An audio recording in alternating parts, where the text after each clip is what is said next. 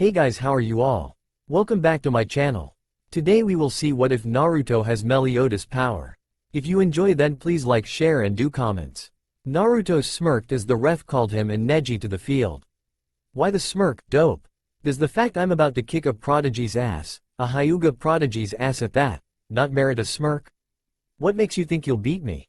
The only change I see is your choice of clothes. It was true. Naruto had changed his clothes quite a bit since the last time anyone had seen him a month ago. He now wore tight black leather pants, he had switched his blue open-toe sandals for black ones, he wore a muscle shirt that did nothing to hide his arm wraps went from his shoulder to his first set of knuckles. Naruto gave a fox-like smile, and put a finger to his lips in a silencing gesture. Shush, it's a secret, but I'll give you a hint. It's the same thing that allows the Hyuga to use their special eyes. Neji raised an eyebrow. You have a bloodline limit? What Naruto did surprised everyone. He nodded. Actually, I have too. Neji laughed. Even if both your parents had a Kekkei Genkei, the odds were you inherited both are 1 in a billion.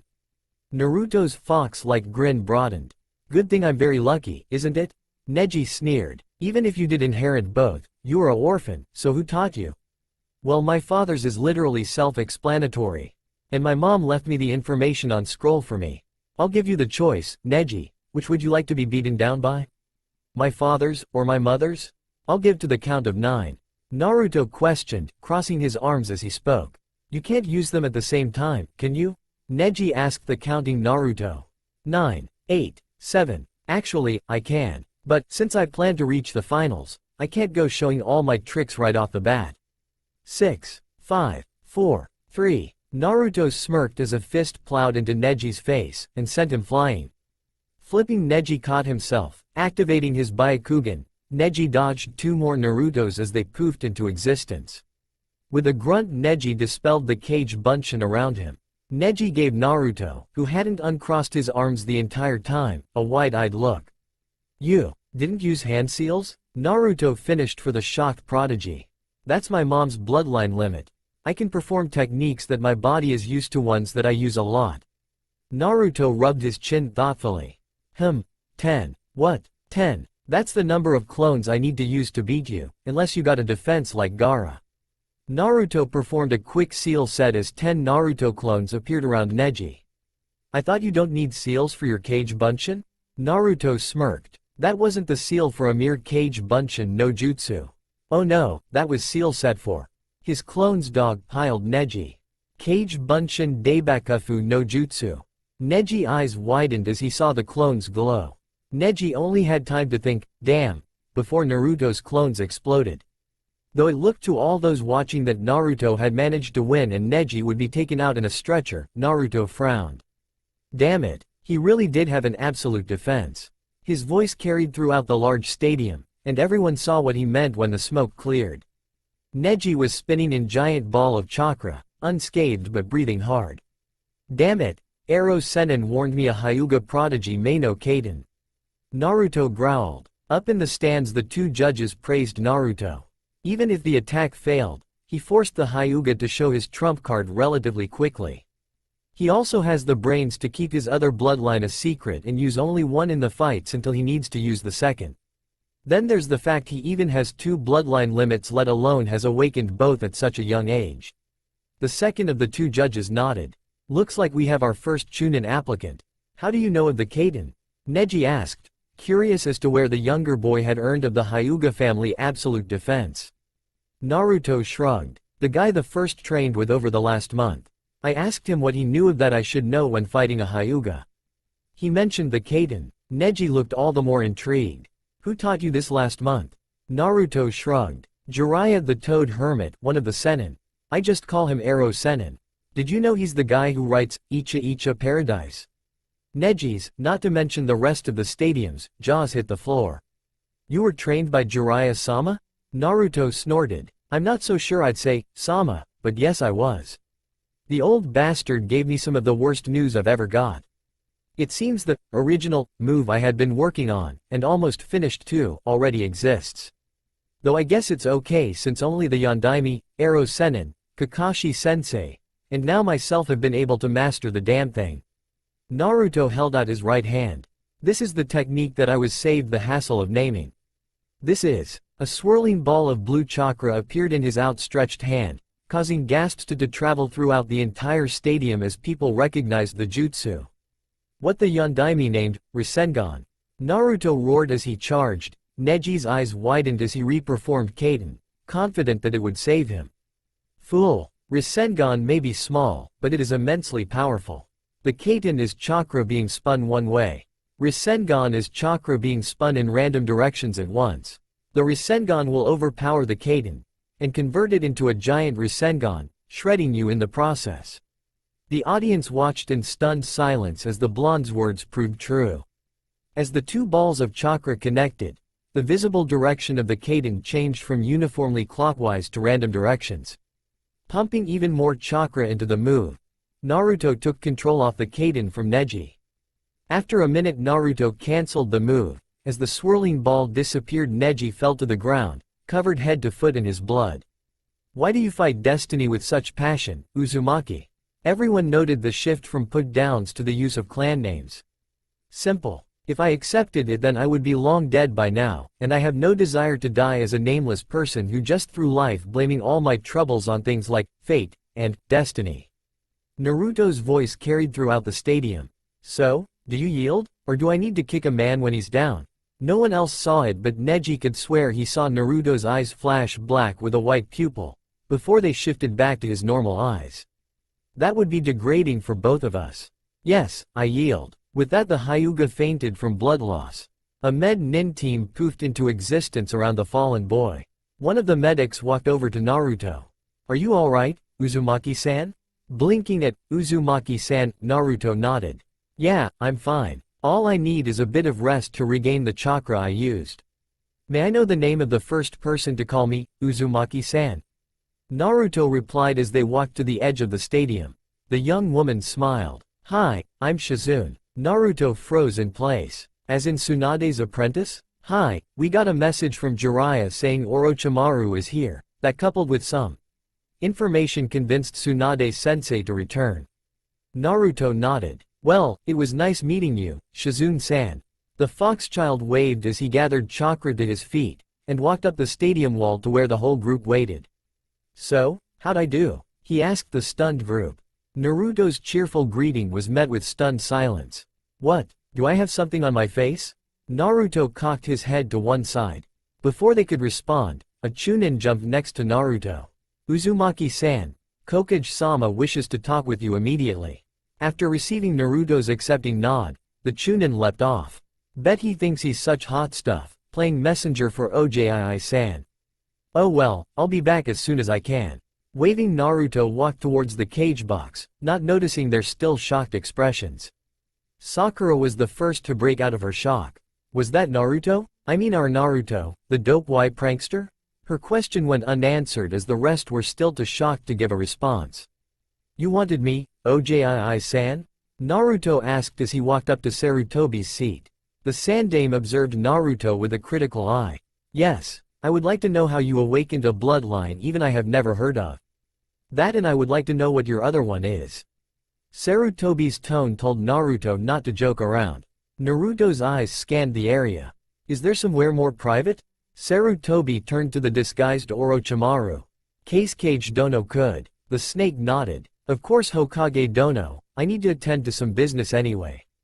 With that he left. Damn, with Sarutobi on alert I won't be able to overhear. That better? Hi. Well 2 days into the training.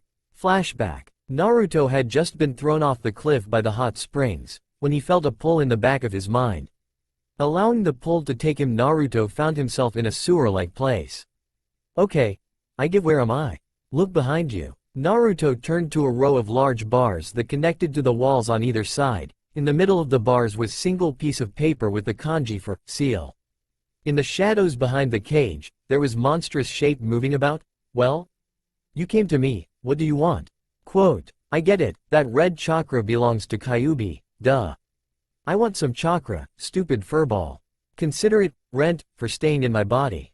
For a moment there was silence, then Kyuubi burst out laughing. Well, brat, you beat me to it.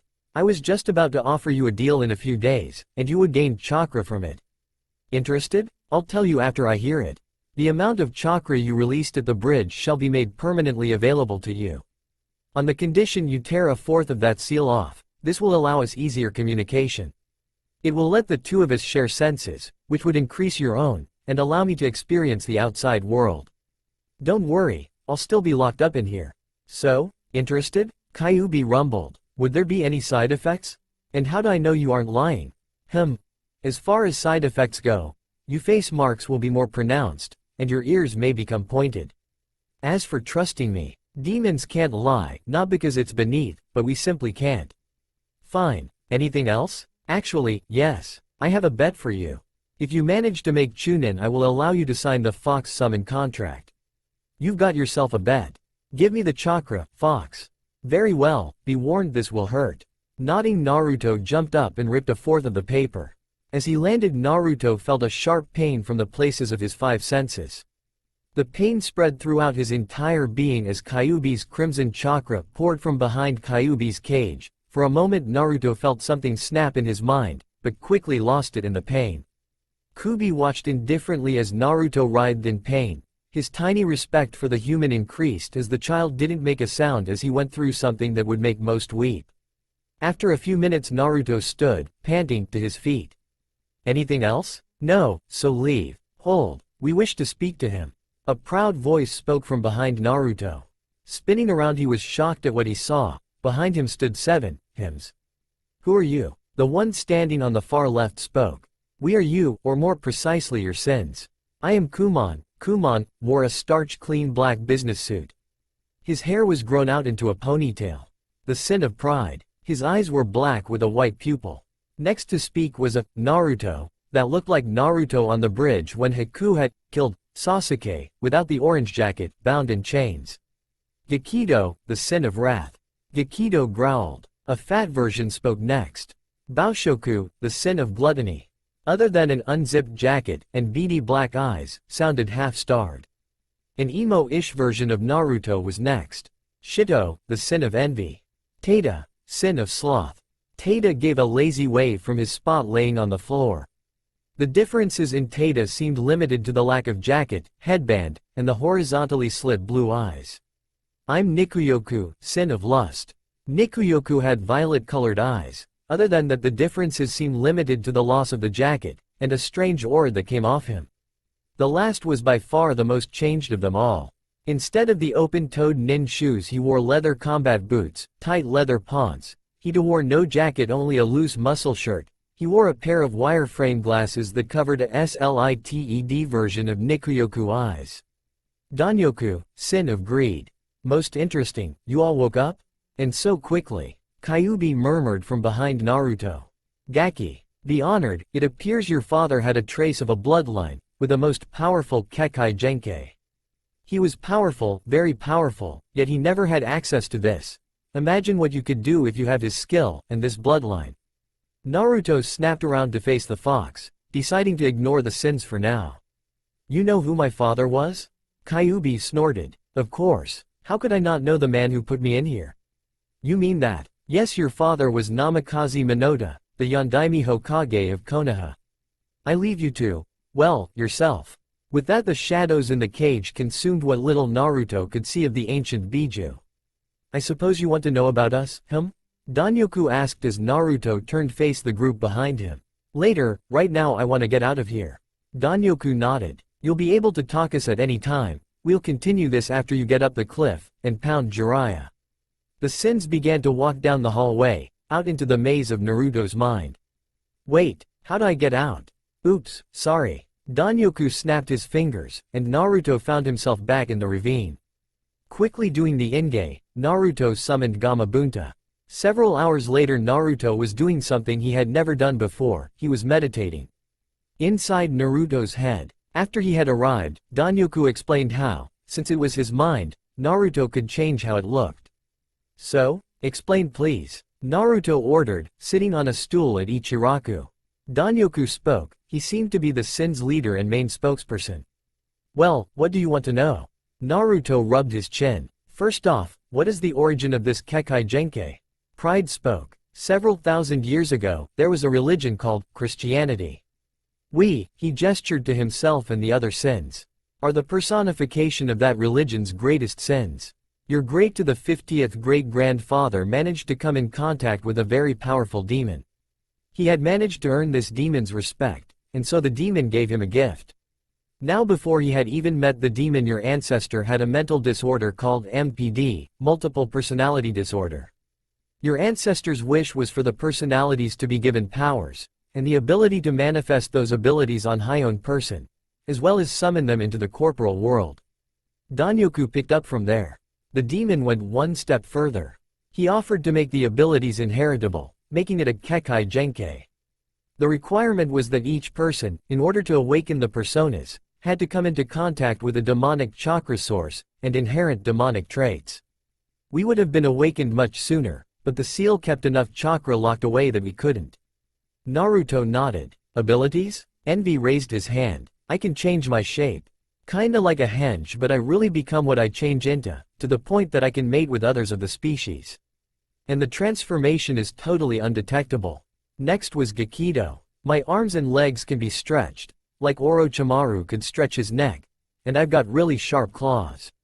I can eat anything, Baoshoku said, sounding eager when he said, eat. My ability is like the Sharingan, I can see opponents' moves in advance.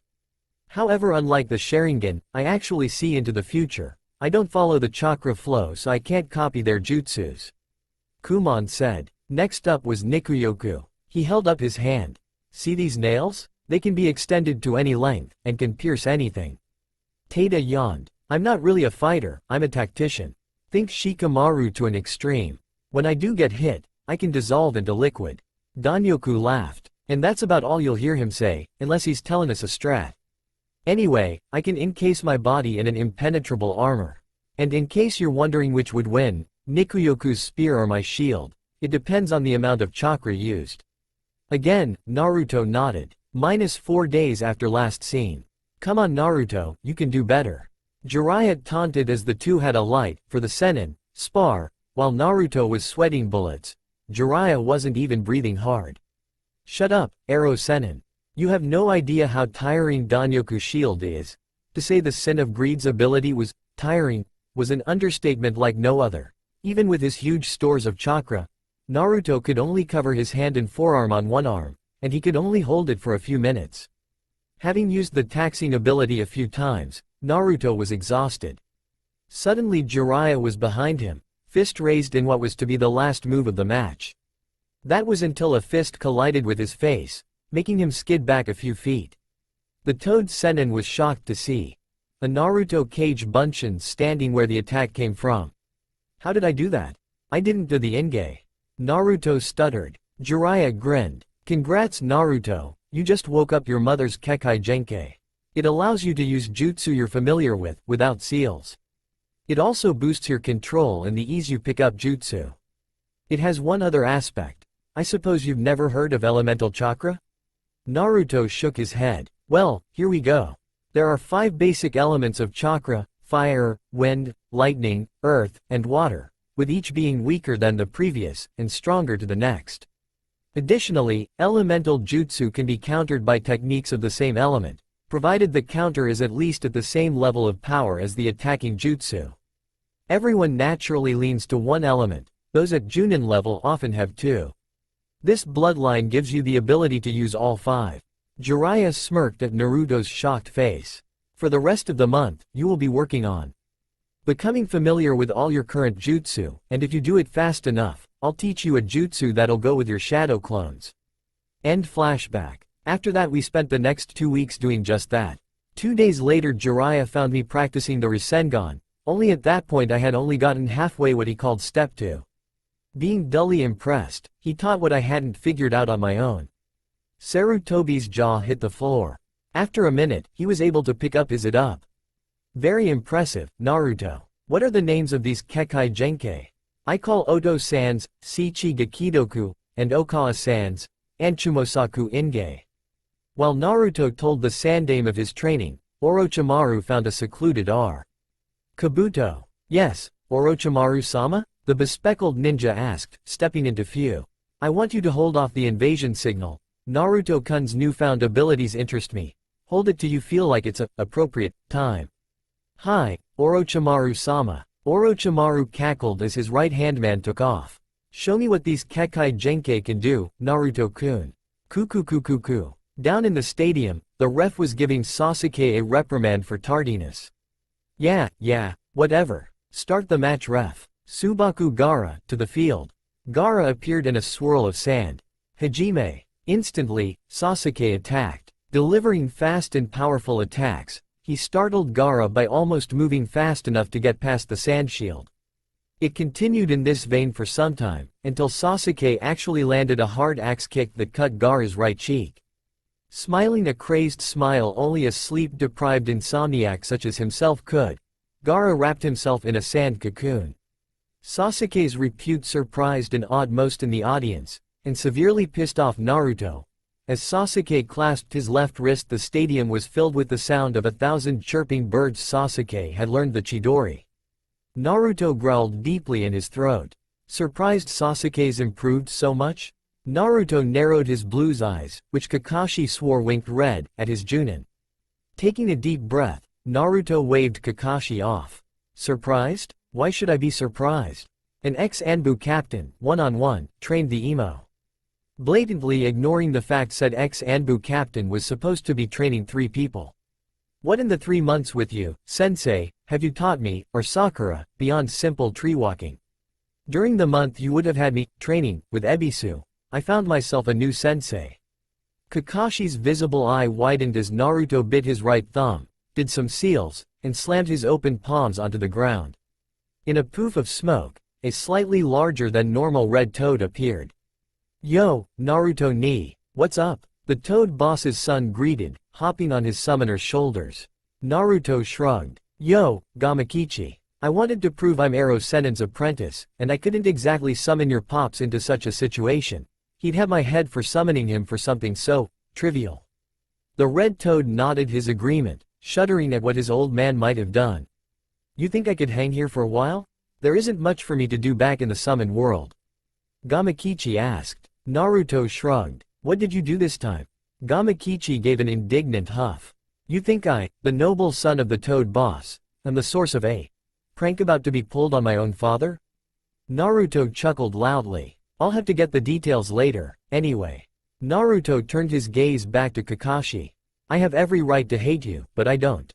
I understand your desire to repay the Uchiha for Obito, but the Yondaime wouldn't have wanted you to become so single-minded. It's not like the man you became after Obito's death.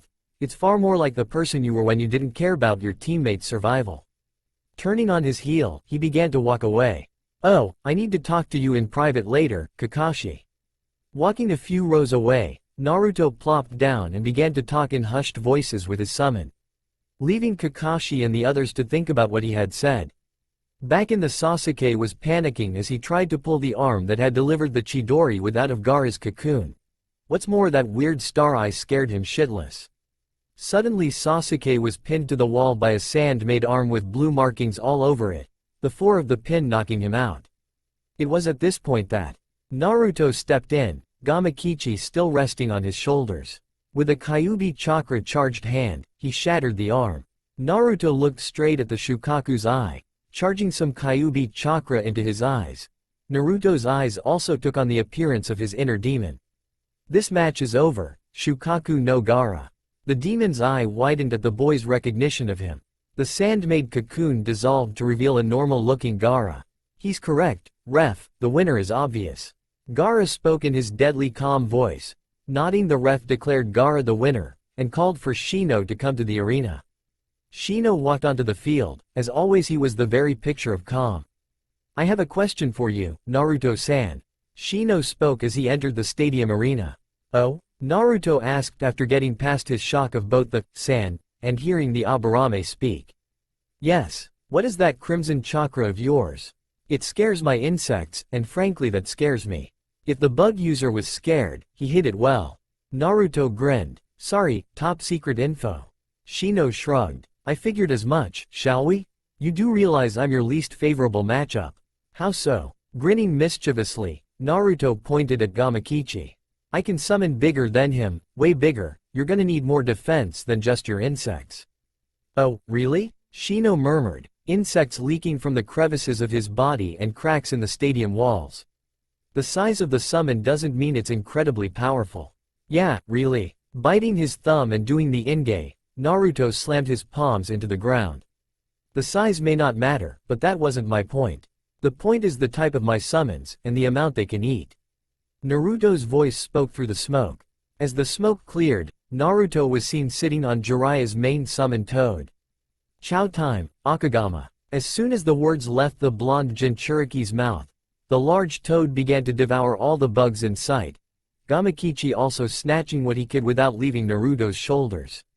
Shino stood in shock as his waves of bugs were devoured by the oversized toad, frowning as he lost the connection to the one he had planted on Naruto himself. Like I said, worst matchup.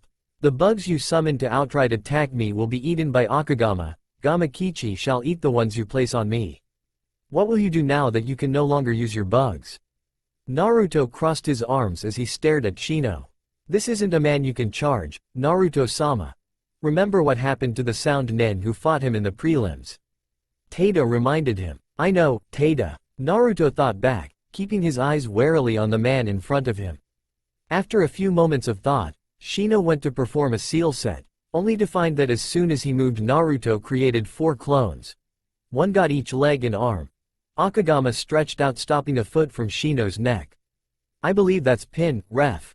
Naruto said, after Shino tried to escape, but Akagama's tongue moved closer, a warning that the toad would knock him out if he kept struggling.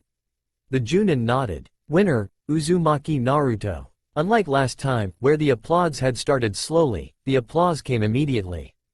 Naruto grinned as he got the recognition he had always craved. If Kumon weren't too dignified, he would also be doing the happy dance with Danyoku and Nikuyoku in Naruto's mindscape. Congratulations, Kit, Kyuubi's voice said. Thanks, Kyuheim. That had been one of the more surprising things that he had learned from Kyuubi. She was female, a very beautiful female at that. Ever since she had told, and proved by changing to her human form, him, Naruto had called her Kyuheim. Kyuubi thanked the fact the sins were looking the other way. She really didn't want Nikuyoku's teasing her about the light blush on her face. The sins and she were in what used to be Naruto's sewer-like mindscape. One of the things they had taught him while he slept was the fact that, as it was his mind, he could change the scenery as he pleased. The cell room was built like a spacious living room, the couches littering here and there all faced towards a large TV that showed what Naruto was looking at. On the wall directly opposite the TV there were 9 doors, each having the written kanji of the occupant's name on them.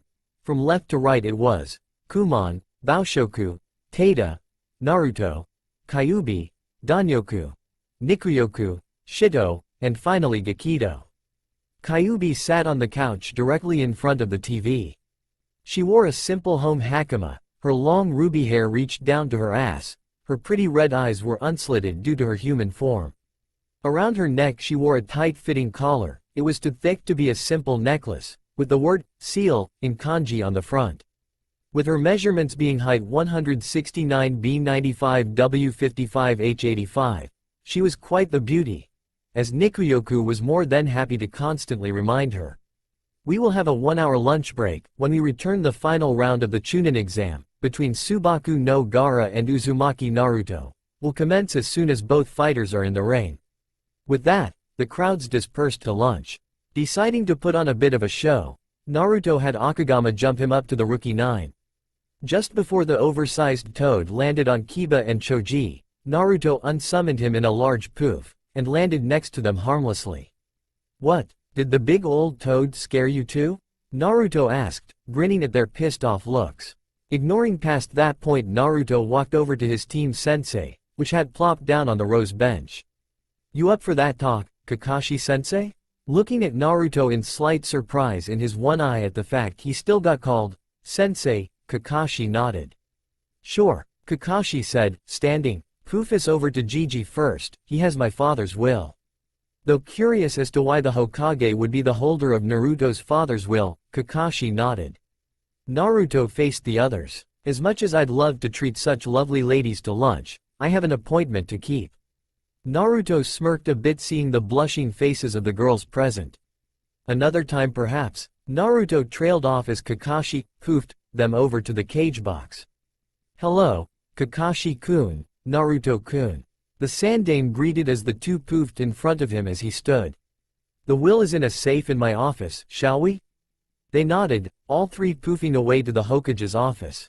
The three poofed back into existence in the Hokage's office, Sarutobi managing to poof straight into his chair. "Excuse me, Hokage-sama, but I'm curious. Why are you the custodian of Naruto's father's will? And why is it I'm here to hear it?" Kakashi asked him, and Naruto taking a seat across from the old man. The Sandame sighed. "You are going to be rather angry with my answer, Kakashi-kun," the old man said, standing up and walking to one of his many bookcases.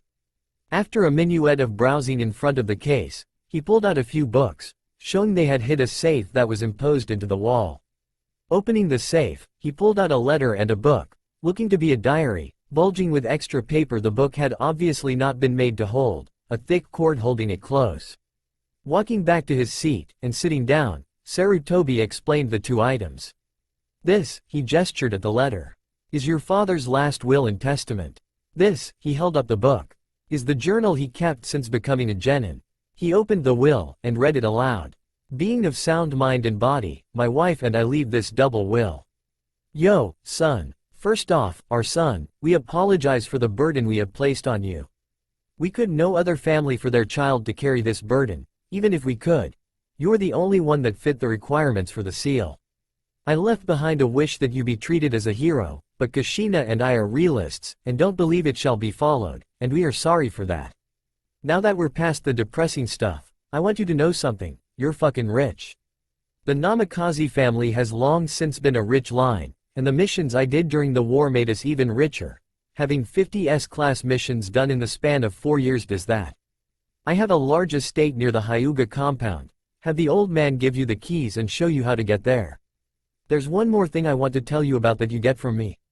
Clan restoration rights. You, my boy, get every mont's dream, a harem. As the last of the, insert snort here, noble, Namikaze clan, you are not only allowed, but obligated, to take more than one wife.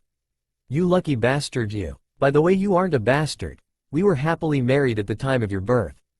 I now hand you to my lovely wife. Hello, son, as this dip I call my husband said, you get a harem. But if you turn out to be even more of a perv than your old man, I swear I'll come back from the dead to torture it out of you. I don't know how old you were at the time you were reading this, so you may or may not have known this already, but I have a Kekai Genkai that should make the ninja life, that I'm sure you've chosen to take, easier. The information on the abilities are in a separate scroll that the arrow Senin, Jiraiya. I don't come from a nin family, despite my bloodline, so I don't have anything special to give you. I come from a humble trade family. I met your father at the ramen stand my family ran, Ichiraku ramen stand.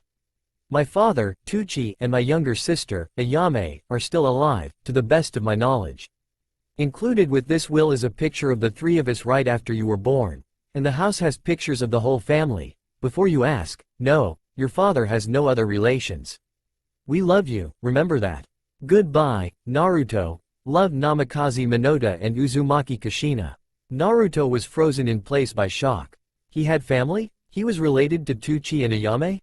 He got a harem? Score. Nikuyoku and Danyoku yelled inside Naruto's head, Kumon nodding his agreement. The others simply enjoying the thought of a harem more like normal male teens with nosebleeds. Kyuubi narrowed her eyes in. Jealousy? A low growl coming from her throat? Kakashi was shaking, waves of killer intent rolling off him. His visible eye narrowed at the Hokage. You! Kakashi roared at the old man, who flinched. I was supposed to be his godfather. You told me my sensei's son died in the Kyuubi attack. The cycloptic ninja calmed, though his breath still came in rugged gasps as he looked at Naruto, who was wide-eyed at Kakashi's proclamation. You were supposed to be my godfather? Naruto stammered out, a look of nervous hope in his eyes. Forgetting that he was supposed to be a badass now. Kakashi resumed his more calmed exterior, though anyone who knew him could tell he was still pissed. Hi, I even tried to adopt you, not knowing at the time you were Sensei's son, but the council stopped me. You see, my girlfriend is infertile, so we were going to raise you as our son. We had planned on raising both of you. Sensei's child and the child he had chosen to be the Jinchuriki of Kyuubi, but you're the same person. Rin was so depressed that she got permission to leave the village. She left in the middle of the night without me. The council not giving me leave was the sole reason I didn't chase after her. I guess she left me so that she wouldn't have to experience the loss of another part of her life. The selfish bitch forgot that she wasn't the only one to have lost a lot in a short time. Will you ever forgive her? Kakashi looked at the boy in front of him, single black eye meeting two blue pools, and sighed. I have never hated her. She was selfish, but that is only human.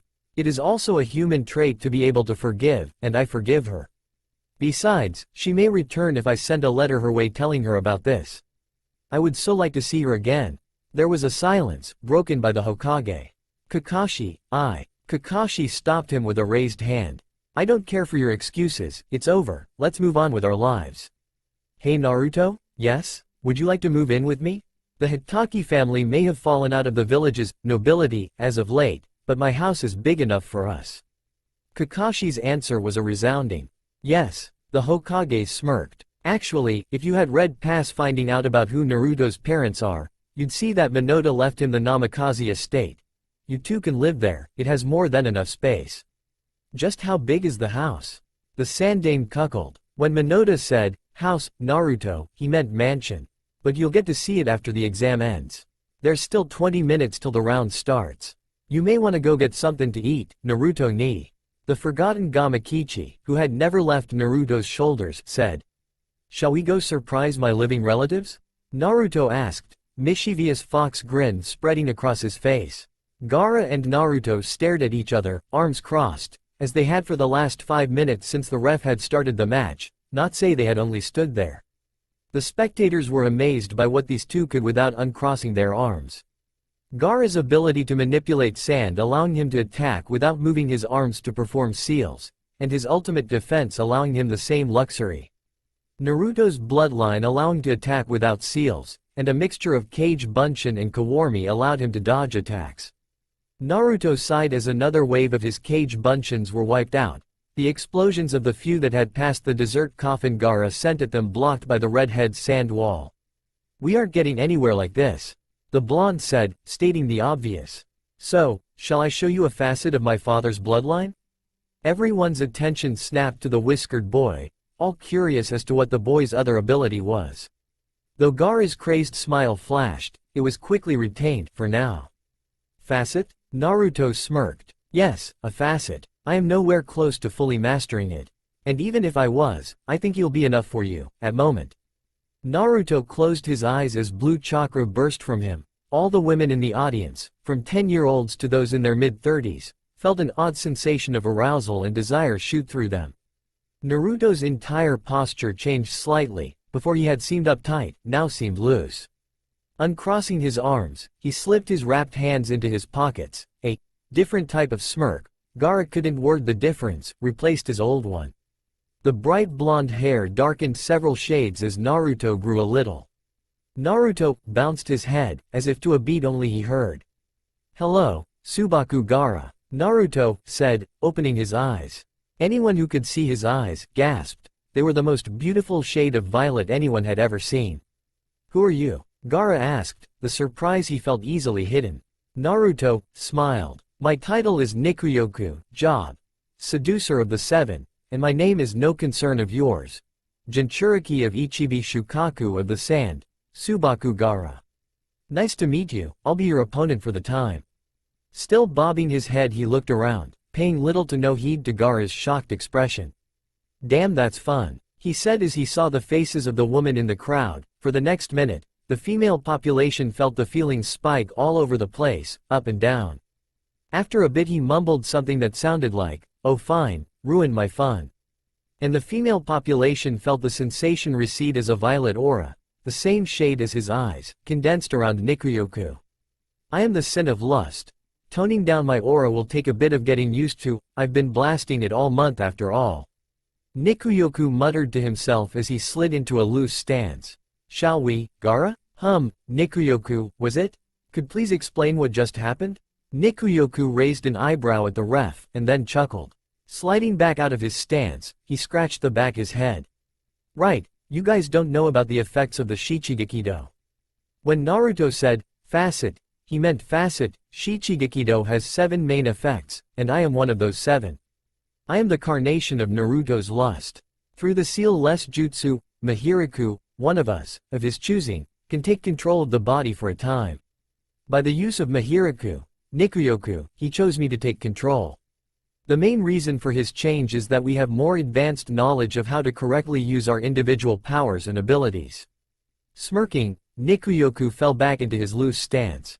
The non-virgin men in the crowd recognized that smirk. It was the smirk of a man confident in his duality. Shall we, Gaara? Despite my combat ability, my true skills lay elsewhere. At that he winked up at the females of the Rookie 9. So I'd like to finish this quickly, so that I may have some fun.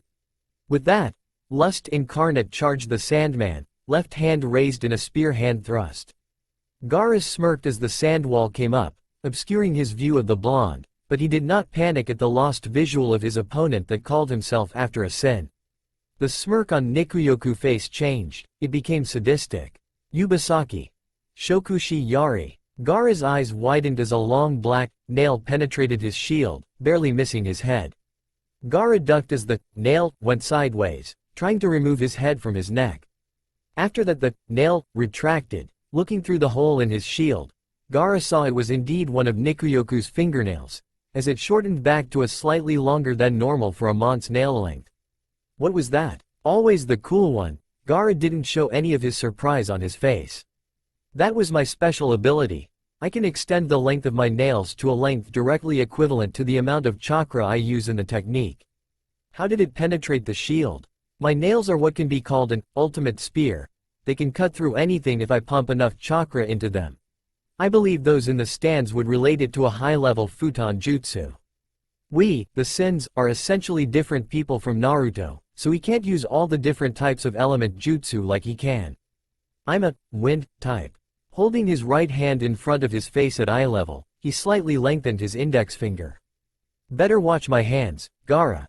They're my only real attack at the moment. Nikuyoku's sing-song voice warned. There was a tense silence as everyone waited with bated breath for the next move. Suddenly Gaara's shield jumped up, but the sand manipulator fell to his knees anyway. There was a black nail in the left side of his gut, following the nail to its other end. The audience saw that Nikuyoku's left index finger was the one impaling Gaara. Baka, I said watch my hands, as in plural, not just the one I was broadcasting with. Nikuyoku mocked, lowering his right hand. Gaara just grinned an even more crazed smile than when he had fought Sasuke. Gaara wrapped himself in a sand cocoon. Nikuyoku frowned. That could be troublesome. Be careful, Nikuyoku, he's summoning Shukaku. Why, Kyuheim, I didn't know you cared. Nikuyoku sang in his head. There was a snort. She's right, Nikuyoku, be careful. Glad to know you care enough to bother talking, Tada. Nikuyoku, I swear if you die, I'll kill you. I have things I want in this world. Danyoku, you're the sin of greed. Wanting is something you excel in. Oh, shut up, did you guys feel that? Who the hell tried a genjutsu on us? Looking around, Nikuyoku was surprised that the entire stadium was fighting. Shit, Orochimaru's made his move. Looking at some of the enemy nin, Nikuyoku growled.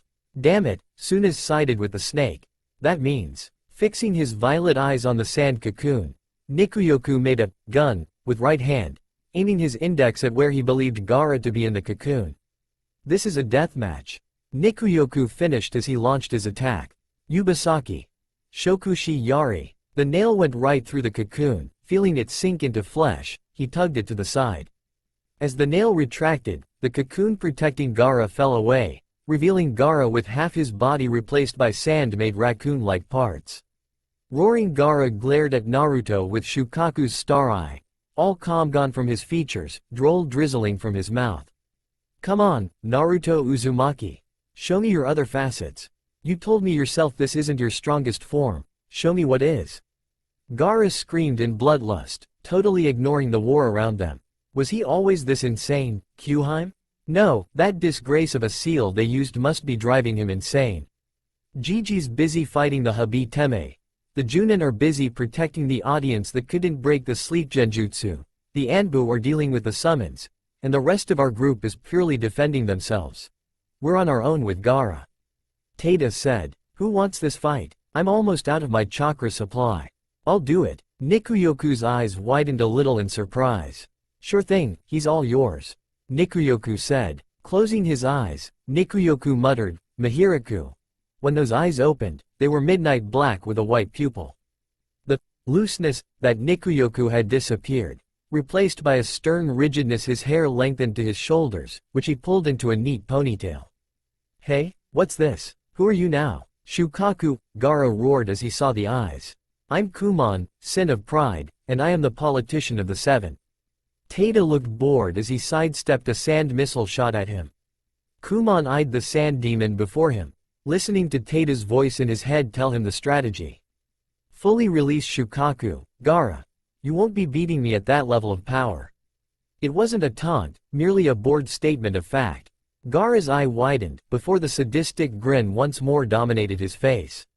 Suddenly there was a large explosion of sand and chakra. Shukaku stood in his full glory in the center of the stadium.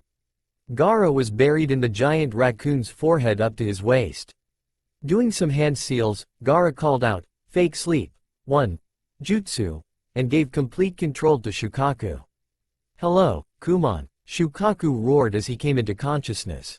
Kumon simply sidestepped the human-sized drops of saliva that flew from the demon's mouth when he spoke. You're disgusting, Shukaku. What happened to your pride as a Biju? Kumon drawled. Shukaku roared, sending large bursts of air at Kumon, which saw coming, and avoided easily. Biting his thumb, Kumon did some hand seals, and slammed his palms into the ground.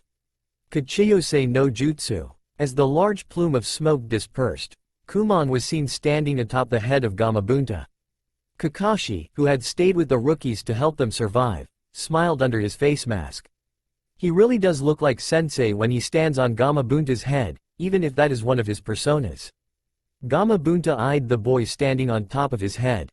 Hello, Kumon. Who's the raccoon? Gamabunta greeted, after seeing the eyes and figuring out which, Naruto, had summoned him. Kumon snorted. Do you honestly expect me to believe you do not remember the feel of a Biju's, even an insane one's, chakra feel? Kyuubi may have a much vaster supply, but the basic feel of the 9 demon lords' chakra is quite distinct. Gamabunta shook in quite amusement. This is one sin he could get along with. Ah, it's coming back Tommy now. Shukaku of the sand, right? Gamabunta pulled out his sword. Shall we, you crazy raccoon? Shukaku just roared as he charged them. Kakashi was thankful that the stadium had been cleared of civilians. The fight between the two boss-sized creatures had quickly destroyed half of the stadium so that their massive forms could move more freely. The Cycloptic ninja looked at the Rookie 9 and Guy's team sadly. I wish they could have had more time before their first kill. They may seem fine now, but the Rookie 9 group will feel the effects of having taken human life when this is over. At least Guy's team will be a bit better off. They were prepared to kill since they heard they were to be in the Chunin exams, but still. The Scarecrow thought as he killed the last Sunin nen in the area, running a kunai through his head. Kakashi turned to the group that was huddled together for protection. Come on, Kakashi was cut off as by a Suna Junin jumping him from behind. Damn, I couldn't detect her because of all the killer intent flying around. Spinning around with a kunai to pierce the woman Nin's heart, Kakashi was surprised as the Nin dropped to the ground, 2 shurikens sticking from the back of her neck. Following the path the shuriken had come from, Kakashi's heart stopped. Her eyes closed as she gave him a nervous smile. Hi, Kakashi. Got lost on the road of life? A few years ago, Kakashi would have laughed at the woman's attempt to use his favorite excuse for being late. Hitaki Kakashi, second youngest Anbu captain in Kanaho's history, student of the Yondaime Hokage, genius prodigy of the Hitaki clan, son of the White Wolf, feared copy nen, Kakashi of the Sharingan Eye, user of 1,000 jutsu, could only mutter a single name. Rin-chan? Sarutobi panted as he and his former student jumped away from each other to catch their breaths. Is the Ichibi the reason you chose Suna for this, Orochimaru? The Sandaime questioned the Habi Sennin, eyeing the fight happening in the stadium. The snake shrugged. That and they were the easiest to convince, other than Iwa. But they'd be a bit too obvious. The snake said, beginning a long seal set. The name that Orochimaru called scared Sarutobi. Kachiyose. Edo Tensai. 3 purple vortexes appeared on the ground, a coffin marked with a kanji for 1, 2, and 4 slowly rising from them. Hurriedly, Sarutobi rushed through a seal set. If Meliodas-kun is revived, we are all dead. Rin hadn't changed much. Her brown hair still hung near her shoulders, her brown eyes still reflected kindness and a deep sorrow, and the 2 red rectangles that marked her adoption by the Inuzuka clan were the same. She had grown taller, reaching just under Kakashi's chin. She wore simple civilian clothes, tight-fitting blue jeans and a brown tank top, with a kunai pouch strapped to her upper right leg. If it weren't for the fact she was covered in blood, she would have looked innocent. Shizune stepped out from behind Rin. You two can get reacquainted after the battle is over. Kakashi's single visible eye darted to the darker-haired girl wearing a simple yukata and fishnet undershirt. You're here too, Shizune? Hi, Jiraiya sent Tsunade some angering information that sent her after Orochimaru's head. We ran into Rin-chan here halfway. Apparently Jiraiya also sent her some news, though she didn't tell us what it is. Rin looked up at the figure standing on Gamabunta's head. That's him, isn't he? Kakashi nodded. Hi, that is Sensei's kid up there.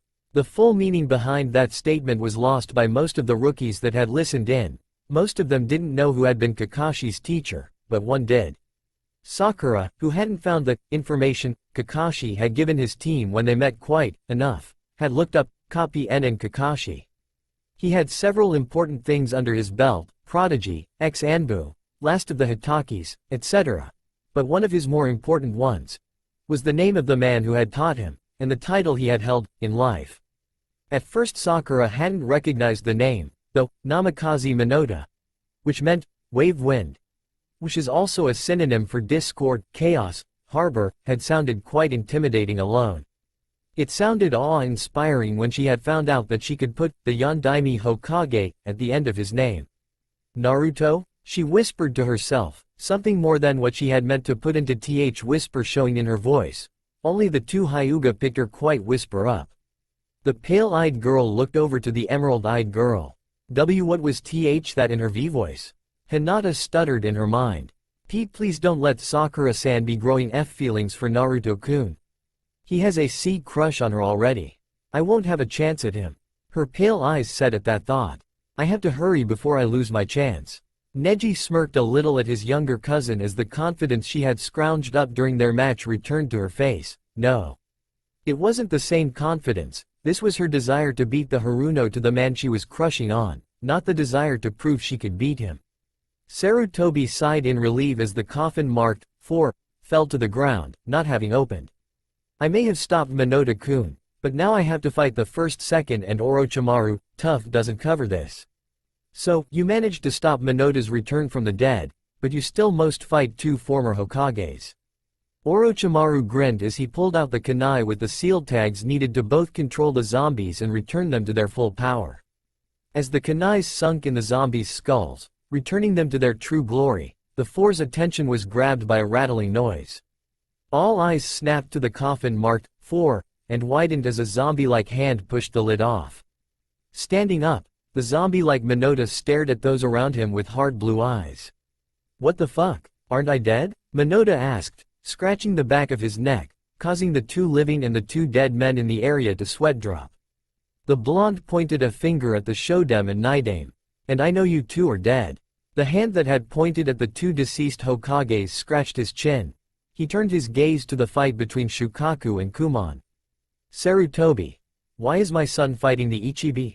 Minota's tone spoke of retribution. Kushina's going to kill you, Gigi, for letting her son fight a tailed beast, even if it's merely the Ichibi. Even in this situation, Sarutobi shuddered at the thought of the woman's wrath. She could have given Ibiki a run for his position if she'd wanted it. Gigi. What the hell is going on around here? Why are 3 dead Peo? Minota was cut off as Orochimaru sped behind him, jamming a 3rd kunai into his head. The yellow flash just gave the snake Sennin a bored look as he changed back into his former glory, reaching behind his head. Lightning-like chakra danced between his hand and the back of his head. A slip of paper appearing between the 2 before it disintegrated. I don't know what the hell's going on. but from looking around I guess some shit's happened since I gave myself to the Shinigami. He raised an eyebrow at the Orochimaru's shocked expression. What? I'm a seal master, you fucktard. Disappearing in a yellow flash, Meliodas reappeared behind the other two cages. He ripped the kunais out of their skulls. Return to the grave, brothers of the Hokage title. The two smiled as they crumpled away into dust, momentarily appearing as the two male sound genin that had been sacrificed for their rebirth. A shame that the sacrifices cannot regain their lives. With another yellow flash, the Yondaime Hokage rested in a stance beside the Sandaime Hokage. I never did like you, Snakeface. Orochimaru was cocky, make no mistake, but he was not dumb enough to take on the two in front of him at once. Dissolve the barrier, we're retreating. Following his order, the Sound Four broke formation, grabbed the snake, and hightailed it out of there. Meliodas grinned at Sarutobi. I need to regain my chakra capacity, being dead lowered it substantially. Was all he said, right before he fell, panting, to his knees. Sarutobi grinned, casting genjutsu to change Meliodas' appearance before the Anbu rushing over saw the man. It seems your plan failed, horribly, Orochimaru. Who is this man, Hokage-sama? Asked one of the Anbu that kneeled before the reinstated Hokage. Just a friend, Anbu-san, just a friend. Now, Meliodas, under the guise of having black hair and being shorter than he truly was, said as stood up. I need to help Naruto. With that, the man under genjutsu ran off towards the fight between the two Jinchuriki.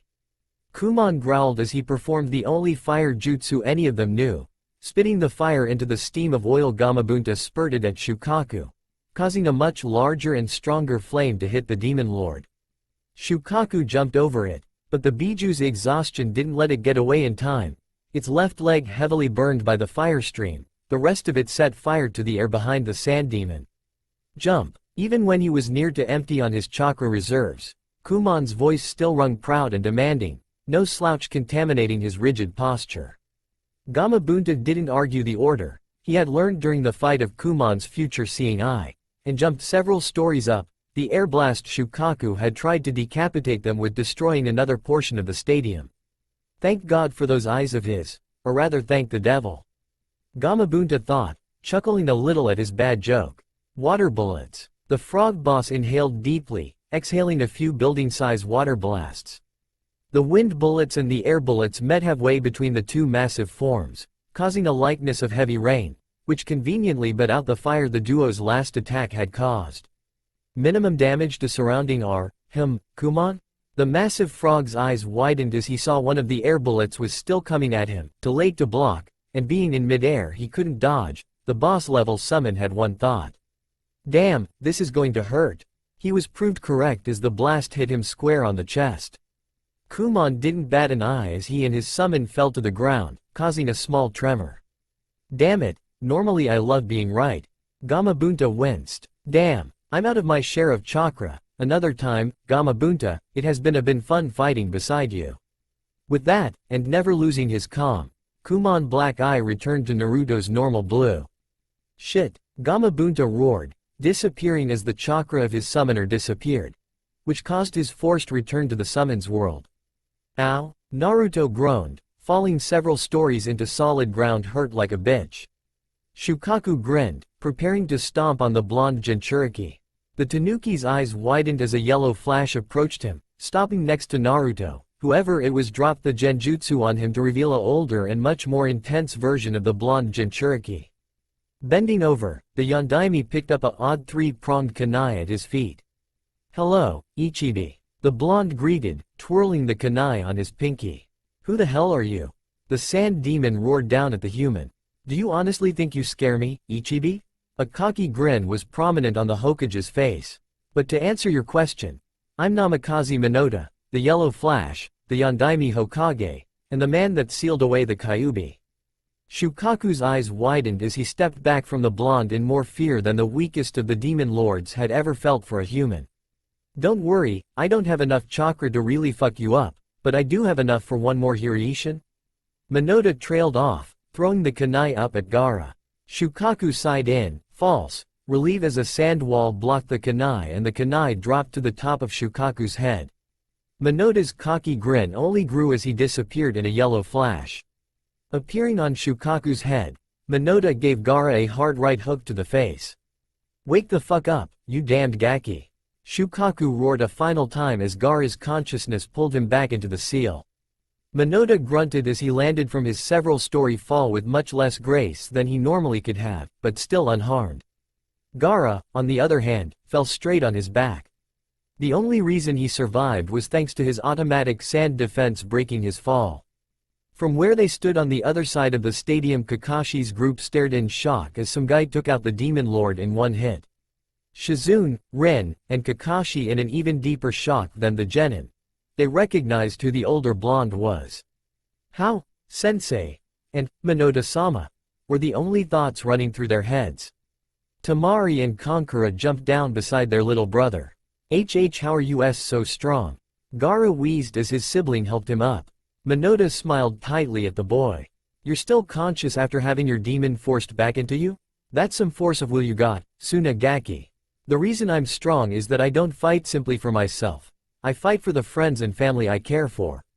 I'm not alone." He looked at Gaara's siblings. "And neither are you." Meliodas nodded to the sand sibling, gesturing for them to leave. "Go on, I won't chase after." They nodded gratefully, leaping off with Gaara draped over their shoulders. Baki growled as he received news of the Cage's assassination, clearly done by their ally, Orochimaru, because of the lack of his face. Quickly assessing the situation, their forces depleted, Gaara defeated, Sound already retreated, he ordered the retreat. The genin and Junin ran over to the two blondes, the Junins looking at Meliodas in shock. Meliodas sat cross-legged next to his son's unconscious form, looking him over approvingly. He looked up as he heard the group approach him. "This year's Chunin wannabes, hey?" Meliodas thought as he eyed the group with his ice-blue eyes. He snickered at the sight of his surviving genin cell. "I guess I can't really call them Gakis anymore, but I will anyway. Hello, Shizune-san, Kakashi Gaki, Rin Gaki, genin Gakis. What's up?" Meliodas greeted, acting like it was an everyday thing to beat the one-tailed demon lord and to sit in the middle of a war zone. Some of the genin, Sasuke Nejikov, scoffed at being called brats. The rest looked shocked at the blonde's informal greeting of the high-ranking ninjas. Meliodas just smirked. While the other Junin seemed unsure of what to do, Kakashi lowered his Hittite over his Sharingan eye, and regained his lazy countenance. "Yo, sensei." Meliodas snorted. "I've been dead for almost 13 years, and all you do to greet me is say, yo." Before anyone could respond, Jiraiya jumped down a few feet away from Meliodas. "He tried the Edo Tensei on you?" Meliodas grinned savagely. "Yeah, the fucktard forgot who he was fucking with. I'm Namikaze Meliodas, youngest seal master in known history. I destroyed the mind control aspect of the jutsu, and I live again, though I seriously doubt that the Shinigami will let me go so easily." Meliodas shrugged. Obviously not afraid to return to the dead should the Shinigami come to reclaim his soul. Tsunade also leapt down, looking at the fourth in only minor shock. "Why am I not surprised? If anyone could manage to come back from the dead, it would have to be you." Meliodas grinned. "Damn straight, Ba-chan, damn straight." A faraway look crossed his face. "I just wish I could have brought Kushina with me." He gave a dejected sigh, and bowed high head. The two Sennin also looked down with sad expressions. After a minute Meliodas rose his head, a much happier expression on his face. "I can't go getting depressed. Kushina will have my head when I return to her side if I do." The Sennin laughed. "She would indeed." Jiraiya smiled. "That was one hell of a woman you fell in love with, Meliodas." Meliodas blinked at Tsunade, looking at her like he just noticed she was there. "Hold on, why are you here, Tsunade? I thought you hated Konoha?" Tsunade lost her nostalgic smile, which was replaced a very angry look. Quote ellipsis. "It turns out I have more reason than I thought to hate Orochimaru. He was behind Dan's death. He had supplied the enemy with a poison he had recently concocted, which I at the time could not heal." Meliodas growled. "I'll be killing him, painfully, very painfully." Just when the shocked beyond all reason genin thought they couldn't be any more odd, a large midnight vortex opened. Stepping out of it was a story-high, pale demon. Removing the large knife from his mouth, the demon spoke. "Hello, Meliodas, remember me?" His voice was deep, full of a power no human could ever hope to achieve. Meliodas snorted. "No shit, I remember you. Who could forget your ugly mug, Shinigami? Even Jiraiya Tsunade and Sarutobi, who had just arrived, who knew Meliodas' attitude, were shocked he would talk to death itself in such a manner. The Shinigami smirked, a rather frightening sight to behold as it revealed rows of sinisterly sharp teeth. Even death has not changed that attitude of yours, Namikaze. If I let a little something like death affect me, then I wouldn't be the god I am. Meliodas snickered. I suppose you came to get me to go back to hell? The death god's smirk broadened. Actually, not necessarily. I have a deal for you. Interested? Making a deal with death itself? Meliodas shrugged, like they were talking about something insignificant like the weather. Sure, just another thing I can add to my extensive resume. Let's hear it, pale man. The Sandaime and two Sennin sighed. Meliodas wouldn't show respect even to death itself. There are 3 people I want you to kill and give to me in exchange for your soul. Orochimaru of the Sound Village, Hidan of the Akatsuki, and Kakuzu of the Akatsuki. All 3 are guilty of cheating death, of cheating me. If within the next 4 years a leaf nin, not necessarily you, kills these 3, I shall let you remain alive, if not then you die in precisely 4 years from this second. Meliodas grinned. The answer should be damn obvious, I accept. The Shinigami nodded, stepping back into the portal. See you in 4 years, Namikaze Meliodas. Meliodas gave a lazy wave. Later, O pale one. As everyone just stared at Meliodas in shock, the blonde center of attention was caught by his son groaning. Note to self, do not fall of Gamabunta again. Naruto groaned, pushing himself up. Naruto plopped back down into a sitting position. Oh, hi guys, he said as he spied the Genins, who looked at him oddly when they noticed his wound were healing themselves. Sickening crunch telling them he had broken an arm in his fall, but even that was within his natural healing capabilities. Shizune-san, Kakashi-sensei, Ero-senin, Tsunade-san. Lady I have never met, dude that looks like me. Are we related? Naruto greeted the others, pausing on Meliodas. Meliodas grinned mischievously at his son. Damn straight we're related. You may call me Two-san. Kyuubi and the Sins counted down in Naruto's mind. 5, 4, 3, 2, 1, Nani? Naruto yelled, fainting from using so much energy after such a fight. Meliodas scratched the back of his head. Oops. Sometime later, Naruto opened his bleary eyes to stare at an unfamiliar ceiling and lying in an unfamiliar, though comfy, queen-size bed. Looking around, the blonde Jinchuriki took in the unornate room. His bed lay in one corner of the room. A small nightstand was next to his bed that had his Hittite on it. A desk was directly in the corner to his right. The other corner was empty with a window showing what looked to be midday sunlight. Where the hell am I? Naruto thought, pushing the covers off him and flinging his legs over the edge of the bed as he sat up. 'Cause it sure as hell ain't the hospital. Probably your room in the Namikaze estate. Naruto nodded, Kyuheim's suggestion making sense. That would make the most sense. Standing up, Naruto began to stretch, his muscles stiff. Who changed my clothes? The blonde was solely in orange silk pajama bottoms. And how long have I been out? The question just kept coming, until his stomach growled, which presented a question and brought Baoshoku's voice into his head.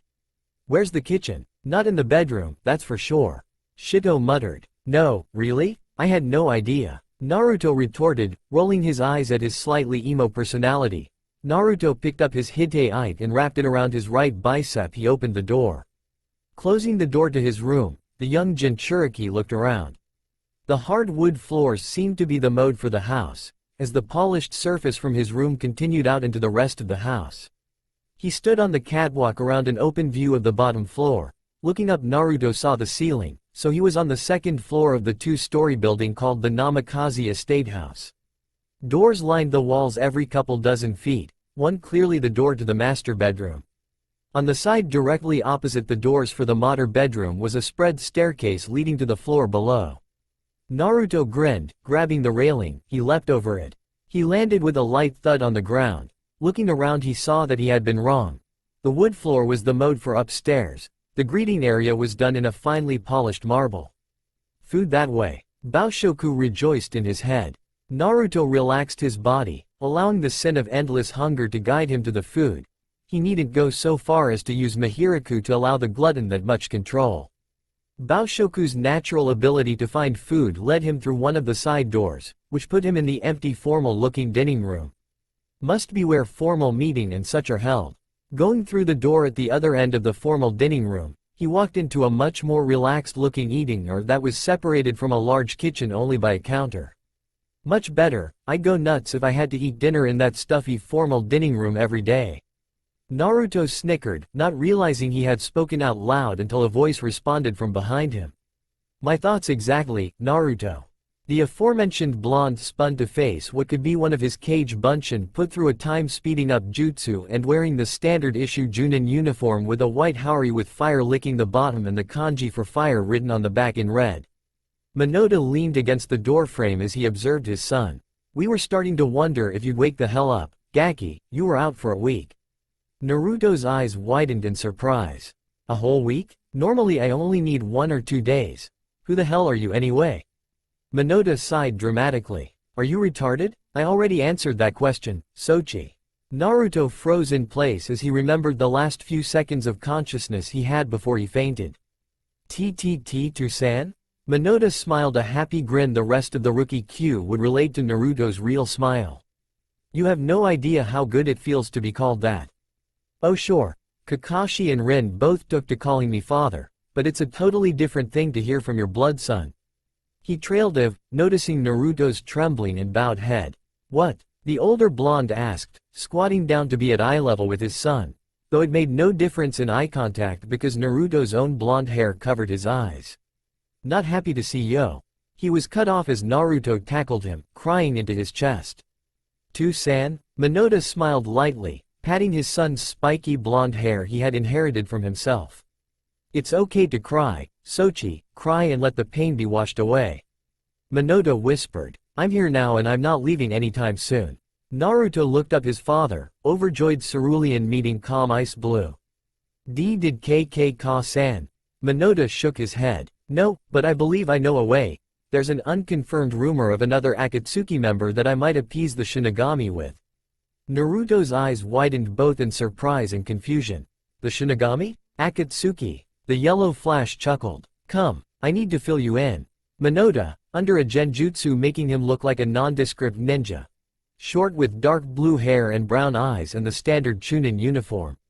And Naruto, after putting on some civilian clothes, a white wife-beater khaki pants and normal shoes, ran across the rooftops towards the Hokage Tower.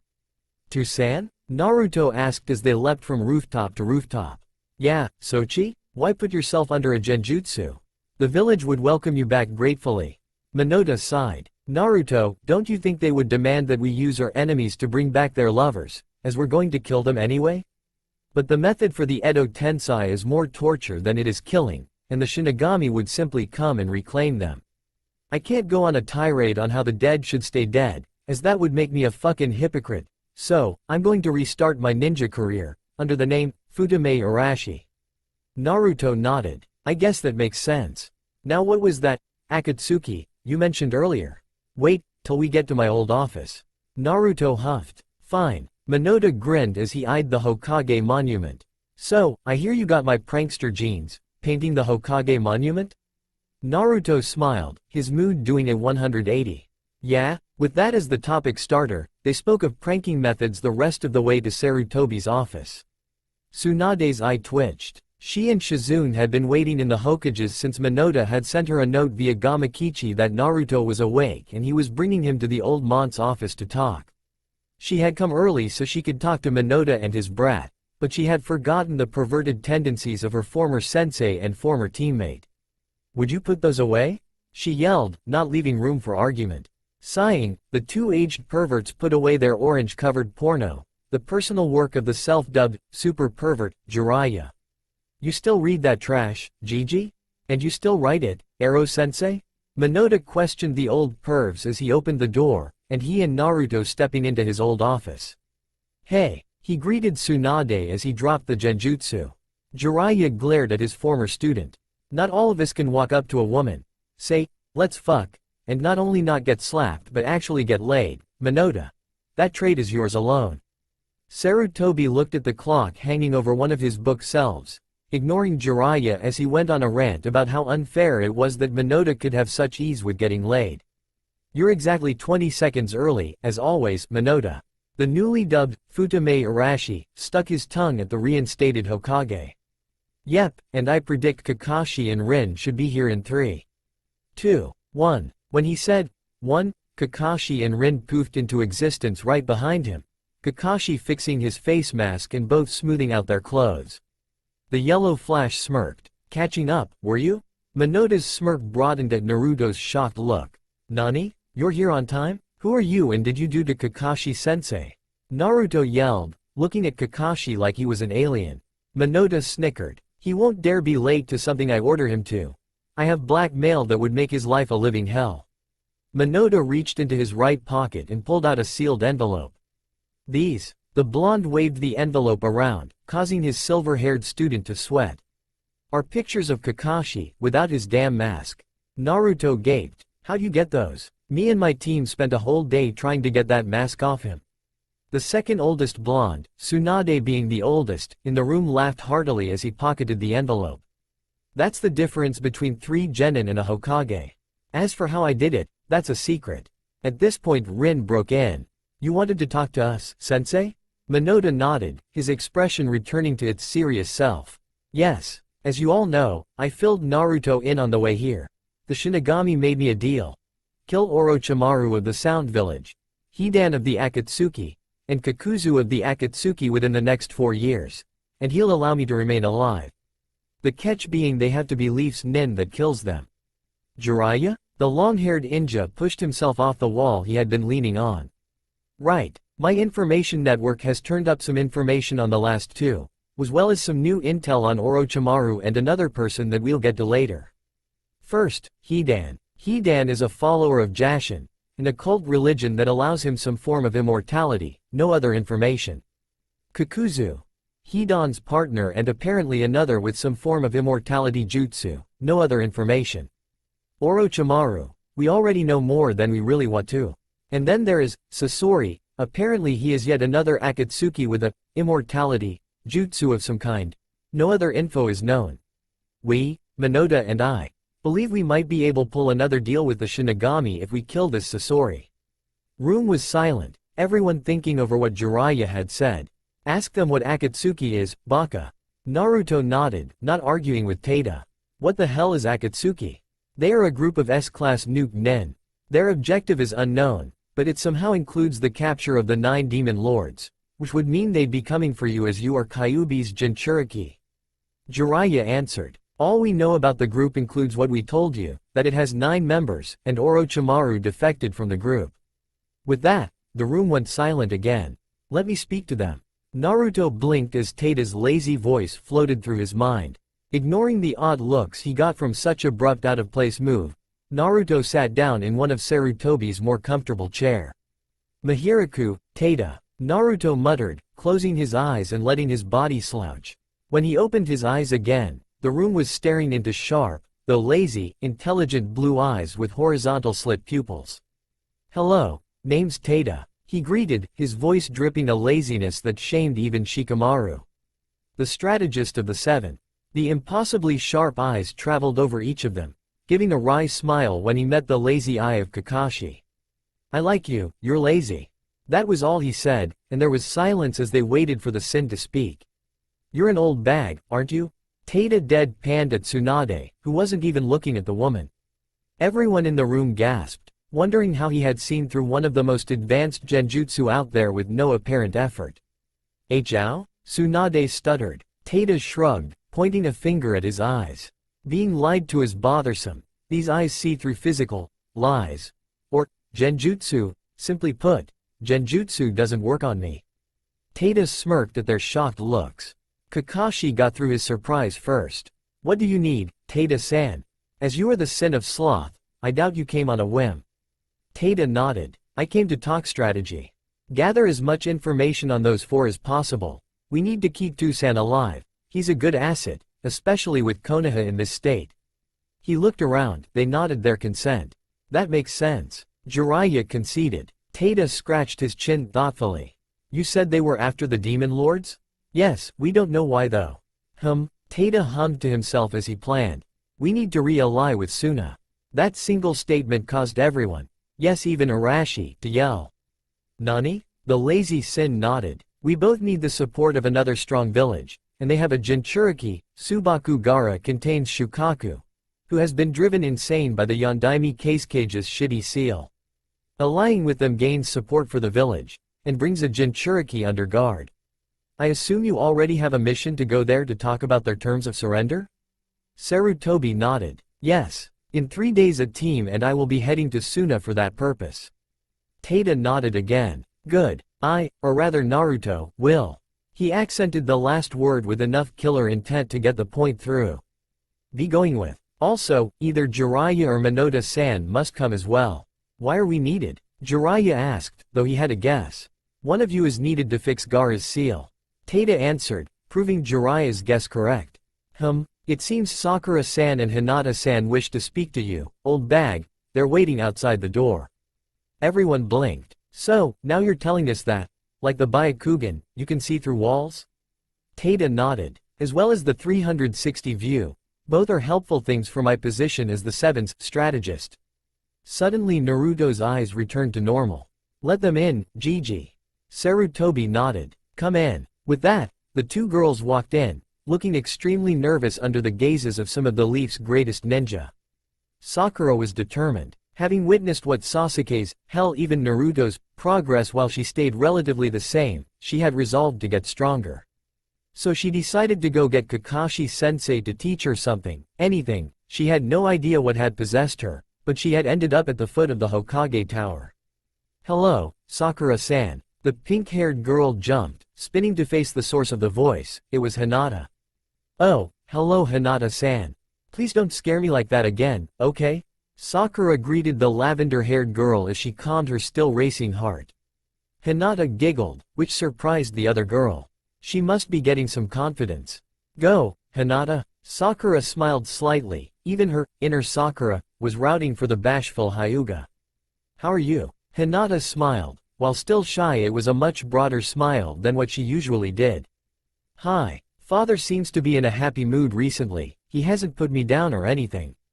And Neji has fully healed and seems to be making an attempt to be nicer too. Sakura could tell the positive impact the difference in Hinata's home life was having on her. That's great. That guy with the stick up his ass can feel happy? Oh, shush you. This means a lot to Hinata. Sakura scolded her inner voice. That's great, Hinata-chan.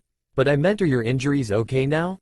Hinata nodded. Hi, I'm fine, but the hospital time made me realize something. I want to be a med nin. They're great, they can heal people and I've always been good at making healing creams so. Sakura grinned. Good, it'll be fun to have a partner to learn with. I also want to be a med nin. I talked to my Ka-san yesterday, she's a retired chunin, and she said med nin would suit me more than being an offense nin. And I've always had good chakra control. Hinata smiled. It would be great to have a friend to learn with. Sakura held out her hand. To being medic nins. Hinata slapped hands with the other girl. To being medic nins. Shizune smiled. She had left the room to escape the perverts a few moments ago, as she spoke from the side of the two girls. You want to be medic nins, do you? The two girls jumped and snapped to attention. Sakura recognized the lady immediately. Hi, Shizune-san, she said, bowing to the selected next Hokage's personal assistant. Shizune blinked. How do you know me? You're the Shizune, who was introduced at the same time Sandaime-sama introduced his selected successor to Hokage, Godem Tsunade. Shizune blinked again. You recognize me from the announcement ceremony? Sakura nodded. You have a pretty good memory. Hi, near photographic. Shizune grinned. If the girl wanted to be a medic, that trait would be damn helpful. And you? Hinata managed to push down her blush. A good memory, but I wouldn't call it photographic. Don't listen to her, Shizune-san. Hinata has a memory as good as mine. The only reason I scored higher than her in the academy was because she was too nervous during the verbal exam. Sakura spoke up for her new friend. These two have potential. How would you two like me to teach you? If you learn everything I teach you, I'll pass you up the chain to Tsunade. 1. The black-haired girls smirked at the excited looks on the younger girls' faces. But first, as I'm still an apprentice myself, I need to go get Tsunade's permission to teach someone. Come with me. With that, Shizune spun on her heel and walked into the Hokage Tower. Looking at each other excitedly, they ran to catch up with their possible new teacher. A few minutes later they stood in front of the door to Sarutobi's office. "Come in." They, all three, blinked at each other. They hadn't announced themselves yet, so how had he known they were there? Shrugging it off, Shizune opened the door and pushed the two girls whom she was considering training inside. Hinata and Sakura looked around in shock. They had known they had entered the Hokage's office, but they had not expected so many people to be there. The Sandame and Godem Hokages, the Godeim's last, loyal, teammate Jiraiya, Kakashi and Rin, both high-ranking Junin, a Chunin, and "Hey, Sakura-chan, Hinata-chan." Naruto grinned at the two girls. Sakura's surprise showed, and Hinata lost the look of confidence she had been trying to keep up to replace it with a furious blush. "Tsunade-sensei," Shizune said, bringing the room's attention to herself. "I would like permission to give these girls medic nin training." Tsunade blinked. "These girls want to be medic nin?" She looked to the girls themselves for an answer. They nodded nervously. "I don't have a problem with it, but you're going to need their current sensei's permission." Shizune looked at Kakashi. "Any problem with you?" The silver-haired Junin shook his head. "No, I was going to suggest medic nin training, as well as genjutsu for Sakura anyway. She's suited for medic jutsu and genjutsu, and I'm not good enough to teach either." Kakashi said, smiling his patented eye smile. Shizune smiled. "Okay, I'll be right back." Making a quick seal, the medic poofed off. "So, medic nins?" Naruto smirked, getting up and hugging the two girls. "You two will be great." It was a testament to Hinata's new confidence that she didn't faint like she normally would have, but she was damn close. "Naruto-kun is hugging me, and he said I'd be great," was all her panicked mind could comprehend. Sakura's reaction and mental thoughts were quite different than her friend. "When did Naruto catch up to my height?" she thought absently. "Cha, forget that. Feel how toned his muscles are. Naruto-kun is a slab of fucking sculptured marble, and you're thinking about his height?" Sakura's own case of extra voices in her head stated loudly. "Now if it was his little friend's length you were wondering about." Sakura blushed heavily. "Shut up. I like Sasuke-kun, not Naruto-kun." Inner Sakura smirked. "Naruto-kun was it? And I'll tell you, again. Sasuke is an emo. The type of emo that is not stable enough to be good relationship material. Besides being an emo, he's more than likely gay. What guy wouldn't at least date one of the crazy fangirls? If nothing else to say, he had a girlfriend so they had to leave him alone. He's supposedly a genius, but he's never even tried that course of action." Sakura sighed. Her inner personality had never been in favor of her crush on Sasuke. In fact, she had been more towards Naruto than the Uchiha Avenger. "Sasuke-kun is not gay. And you will not steer me from Sasuke-kun to Naruto-kun." Sakura could her other self-satisfied smirk in her mental voice. Again with the kun suffix for Naruto-kun's name? Besides, he has M.P.D. too, like you. Inner Sakura sighed. "Were you paying attention to that Nikuyoku guy, who was also damn hot by the way, when he explained the Shichigakido bloodline? He, as well as that Kumon guy, were other personalities of Naruto-kun. Any idiot who listened to Nikuyoku's explanation could figure that out." Naruto's shout brought her out of her mental argument. "It's not like that." Sakura blinked, hitting Naruto into the floor on reflex. Sorry, zoned out, what happened?" she asked Hinata. Over in her part of the room, Tsunade smirked at the pink-haired girl's powerful hit. "She already has my monster strength." She laughed quietly to herself. That man, the lavender-haired girl indicated Minota, made some comment to NN Naruto-kun about getting started on those CRR? Sakura blinked again. What does CRR stand for?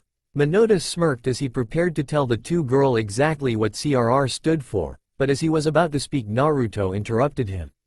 "Don't you tell them, Tusan."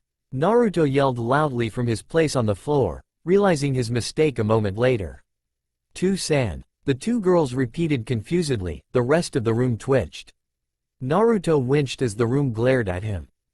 Oops. He chuckled nervously, using the same phrase his father had used 2 days before. "Oops." The older occupants of the room yelled at the blonde. Minota sighed as he calmed down. "Do you trust these two, Sochi?" he asked his son, not bothering to call him Naruto to keep the cover up now. Or do I have to research some memory-suppressing seals? Naruto nodded, as he stood up. Yes. Just don't tell them about my tenant. Nodding, Sarutobi looked at the two young girls. What you two are about to hear is an S-class secret. Are you aware of what divulging this information's penalty is? The two girls nodded nervously. Death. Sakura said shakily. Knowing that, do you still want to know? The two shared a nervous look before nodding.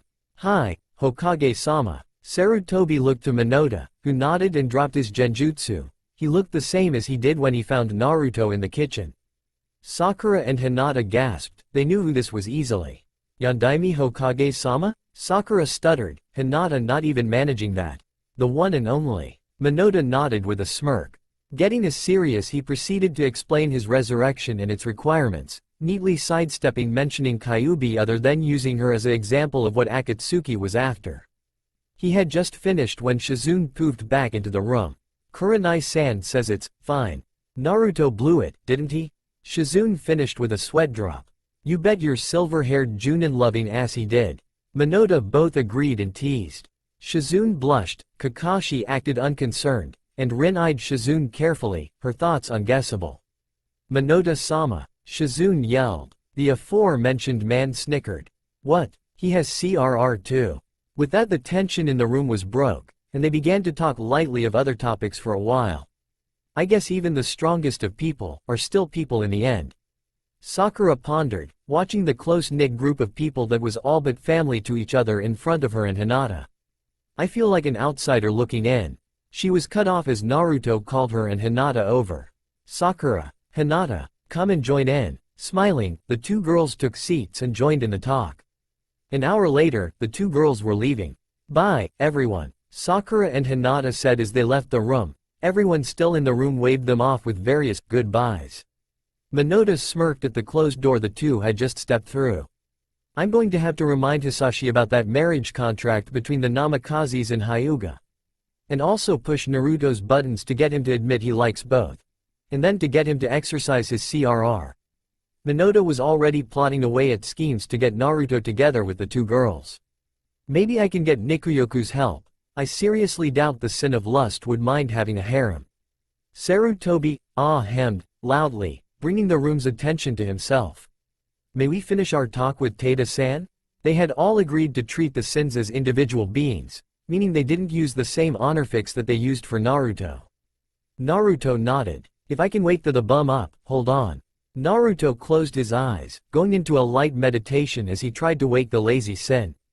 Mahiraku, Danyoku. Naruto mumbled, causing the eyebrows in the room.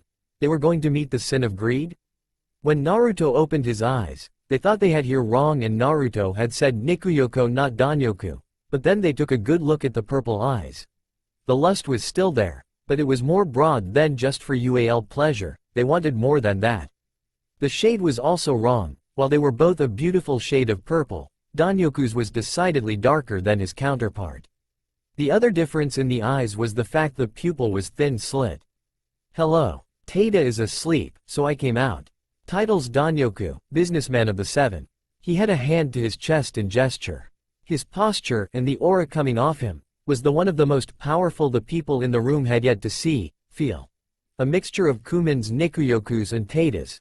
Like he had taken the best parts of those three's presences had made them into his own.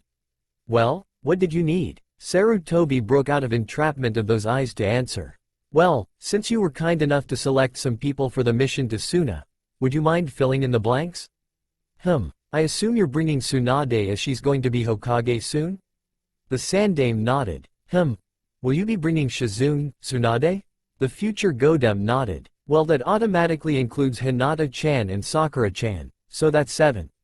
Danyoku tapped his chin. I think we should be fine with 3 Hokages, ourself, 2, a seasoned medic nin apprentice and 2 rookie medic nin apprentices. He looked around, his slitted violet eyes daring them to object. Sarutobi nodded, as did the others. That is fine, Danyoku-san. Danyoku nodded, a small grin twisting his lips. See ya when I see ya. With a blink the normal Naruto returned. The room couldn't suppress a sigh as the weight of the violet-eyed Mont's presence was lifted. Naruto grinned as he stood up. I'm goin' to go catch Sakura-chan and Hinata-chan.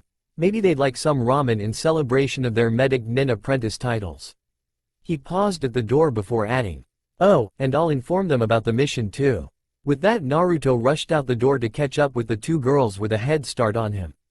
Everyone still in the room grinned, smirked, or giggled perversely as they waved the boy off. Maybe I won't have to push those buttons after all, Minota thought absently. It had been 2 days since Naruto had woke up, and the Suna Konoha negotiation team was gathering at the West Gate, Naruto and Minota the first to arrive. "Why do we have to leave so early?" Naruto asked through a yawn and a throbbing headache. Minota snickered at his son. He was in the guise of Futume, just in case someone was looking out a window. "Not a morning person, Sochi?" His response was a low growl, which only caused him to laugh harder. "Or is your first hangover just that bad?" Another growl. Huffing, Naruto sat himself against the large gate, fiddling with the Chunin vest he wore over a dark blue t-shirt. "I still can't believe we of all people were the only who advanced. Not to mention all the other stuff that happened yesterday." Having nothing better to do with the time till the others show up, Naruto thought about the things that had transpired yesterday. Flashback. Naruto suppressed a growl as he leapt across the rooftops, quickly approaching the Hokage Tower where a messenger bird had told him to go. "If Gigi and Ba-san don't have something important to talk to me about." He let the thought trail off. The foxboy blinked as Shikamaru appeared next to him, and keeping pace with him, heading towards the tower as well. "Yo, Naruto." "Yo, Shikamaru." Naruto greeted back. Those were the only words they exchanged until they reached the tower, jumping through a window into the waiting room in front of the Hokage office. Shizune didn't blink as the two landed in front of her secretary's desk. The window has been left open to spare ninja that couldn't teleport the hassle of climbing the stairs after all. Looking at the clock on her desk, Shizune grinned. "Right on time, Nara-san, Naruto-kun. Go right on in." She waved them off, going back to her paperwork. The Nara genius raised an eyebrow. "Kun, she's only been in the village since the evasion, which Naruto was unconscious for 2 days after, meaning Naruto must either have known her before, maybe a family friend? Or that he spends a lot of time here." Deciding to leave whatever connection Naruto had to the future Godaim's assistant, and most likely the Godem to be herself, Shikamaru walked into the office. A few minutes later, the two former genin walked out of the office, wearing Chunin vests. They were the only two to make Chunin. "Huh, now I get to summon foxes." In Naruto's mind, Kyuheim giggled. "Yes you do, Naruto-kun, that was the bet." She panted. Naruto gave a nervous chuckle. "Why are you panting?" Kyubi giggled again. "Just getting to know Nikuyoku a little better." He could hear a rather satisfied tone in her voice. "I can't remember the last time I had a session this good." Naruto mentally blushed. That was a little too much information, thank you. Schooling his features, Naruto smirked at his lazy friend. "Can you believe we made Chunin?" He questioned, his tone sounding like he didn't quite believe it. The pineapple head couldn't stop his own minute grin. "I know what you mean. The noise Ino's going to make will give me a migraine for sure." At the thought of the blonde-haired girl's high-pitched shriek to come, the small grin became a heavy frown.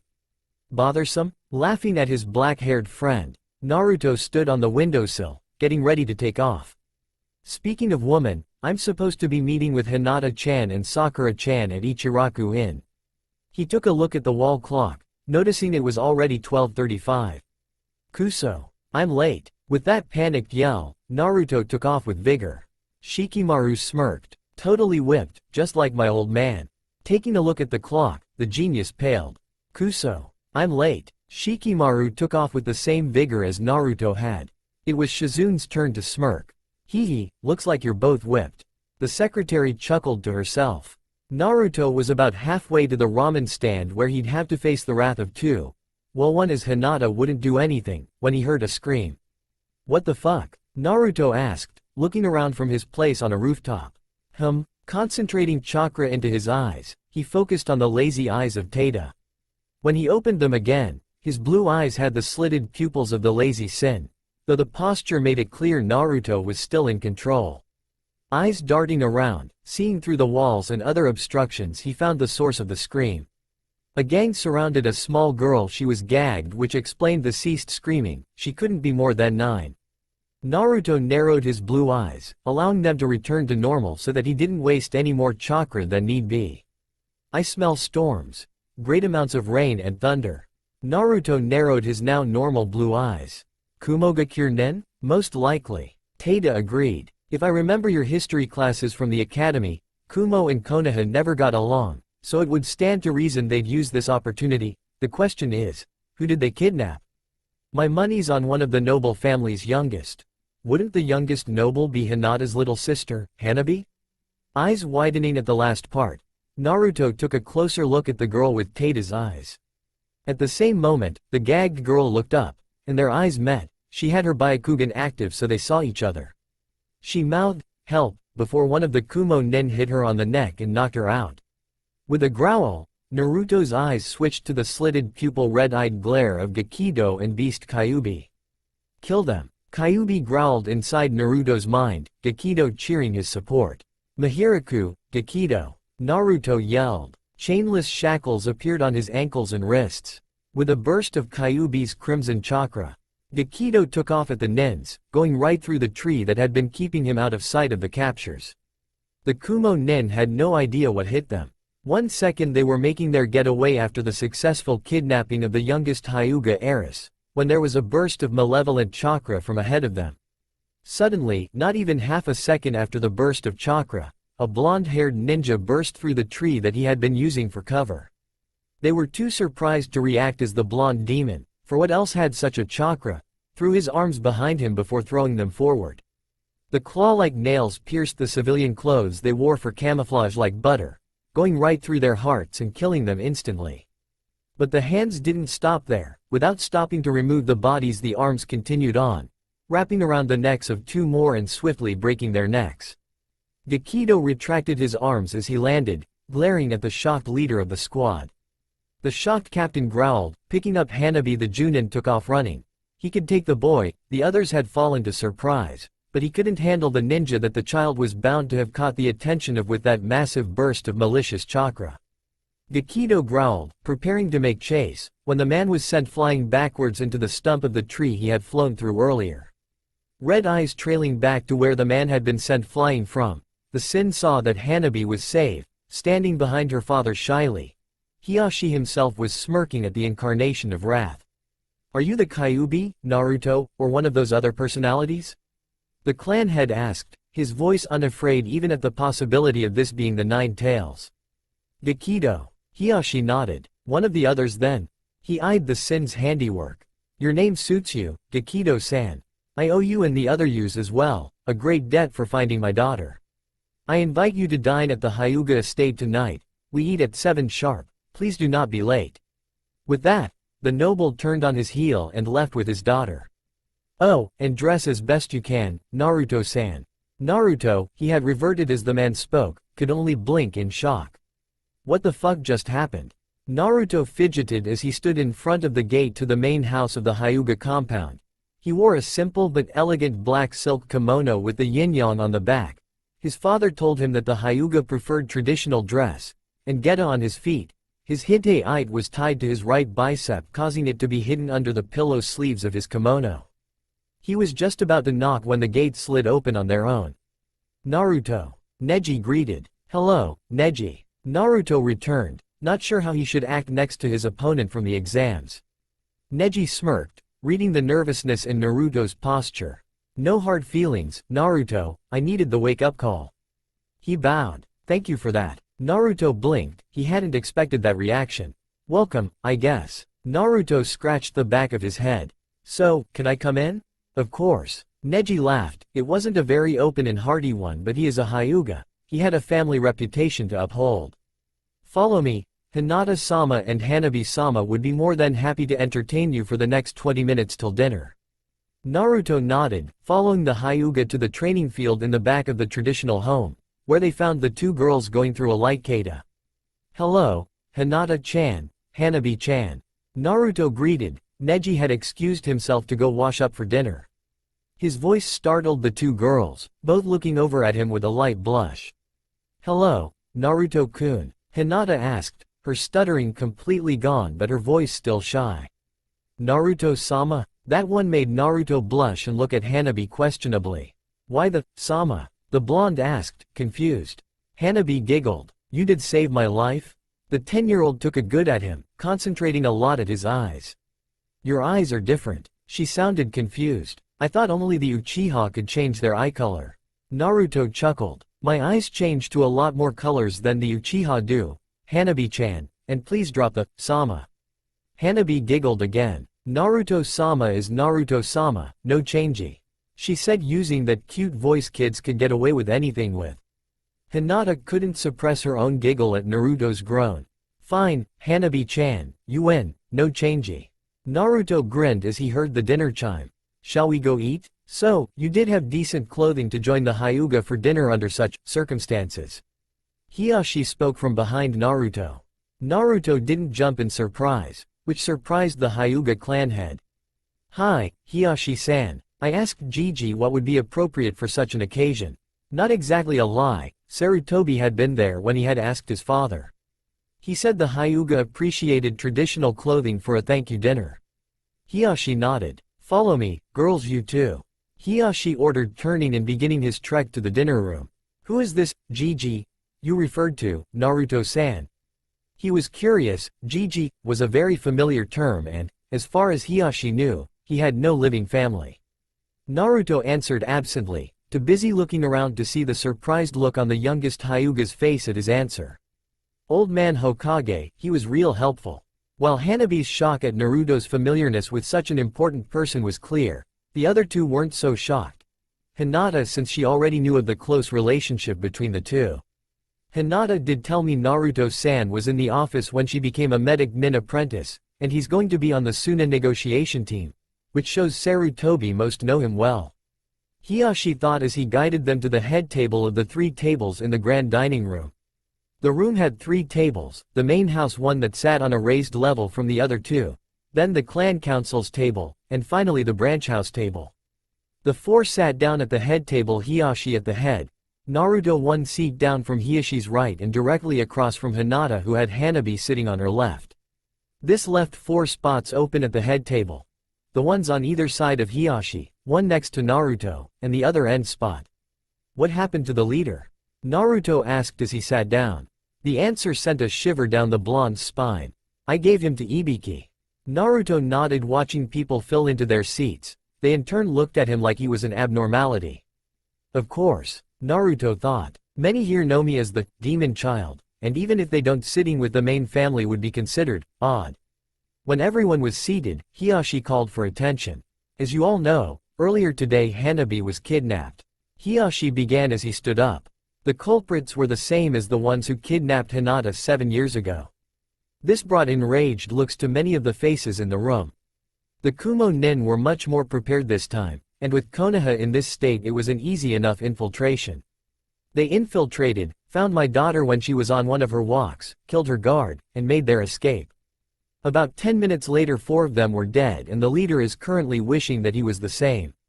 They had apparently forgotten to gag Hanabi. After she regained conciseness, she managed to scream loudly enough for the passing Naruto-sans.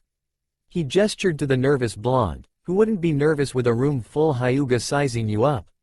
Attention to be caught. Within 2 minutes of Naruto-sans interference 4 of the 5 were dead, and the leader is now getting Ibiki's hospitality.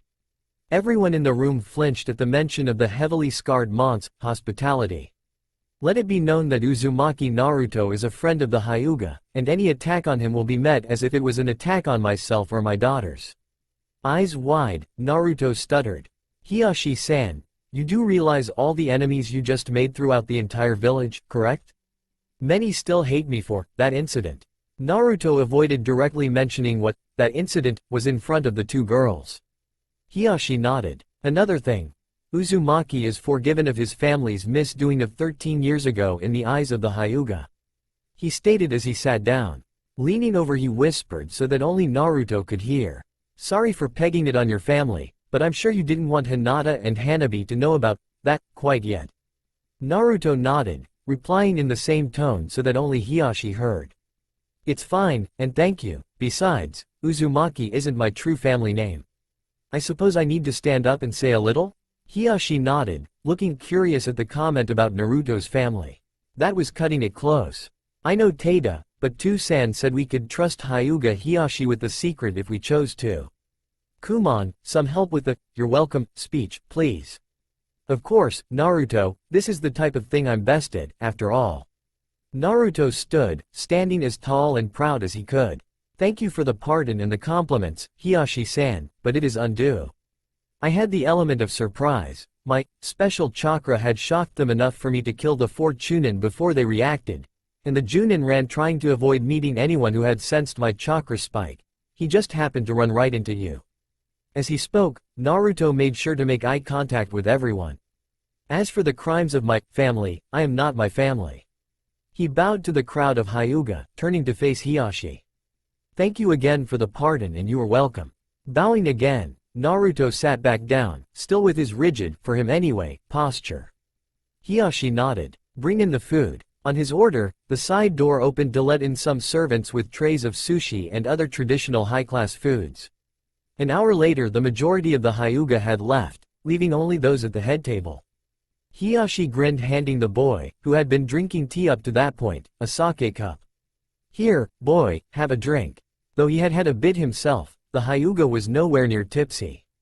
You too as well, but don't expect it to happen again soon. Especially you Hanabi. He passed sake cups to his 2 daughters, filling them from his jug. Naruto smiled down at his cup. I think Tu-san wouldn't mind me having my first taste of sake with you, Hiyashi. He had been told to drop the san, and just call him Hiyashi during the dinner.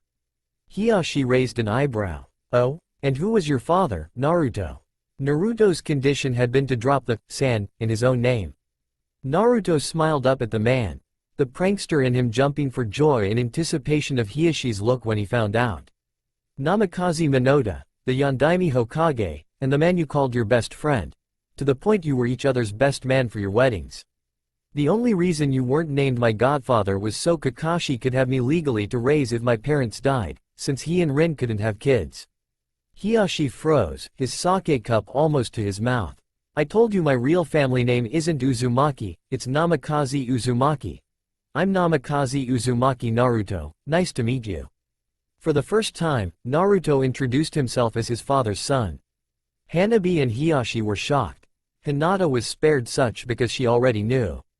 Minoda's kid? Now that think about it, they do look almost identical, and no one else knew about Minoda's marriage other than the few who attended. The pale-eyed man felt a tear trickle down his cheek. I'm sorry. I'm so sorry. If I had known. Naruto smiled. It's fine, Hiyashi, Kakashi and Rin would have done the same. You didn't know. He took a swig from his cup. This is good stuff. Smiling off their shock, everyone drank up. End flashback. Hello. Tsunade greeted as she walked up, the rest of the group behind her.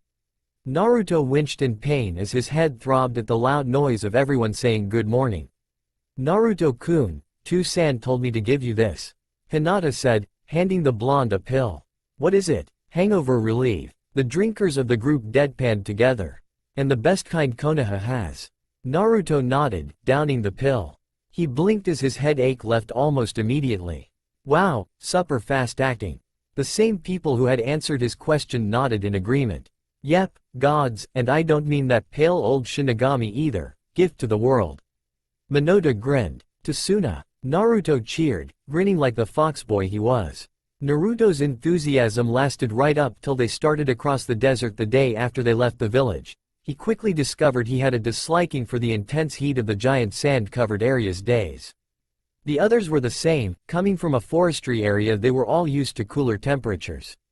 Minoda was the only one holding up well.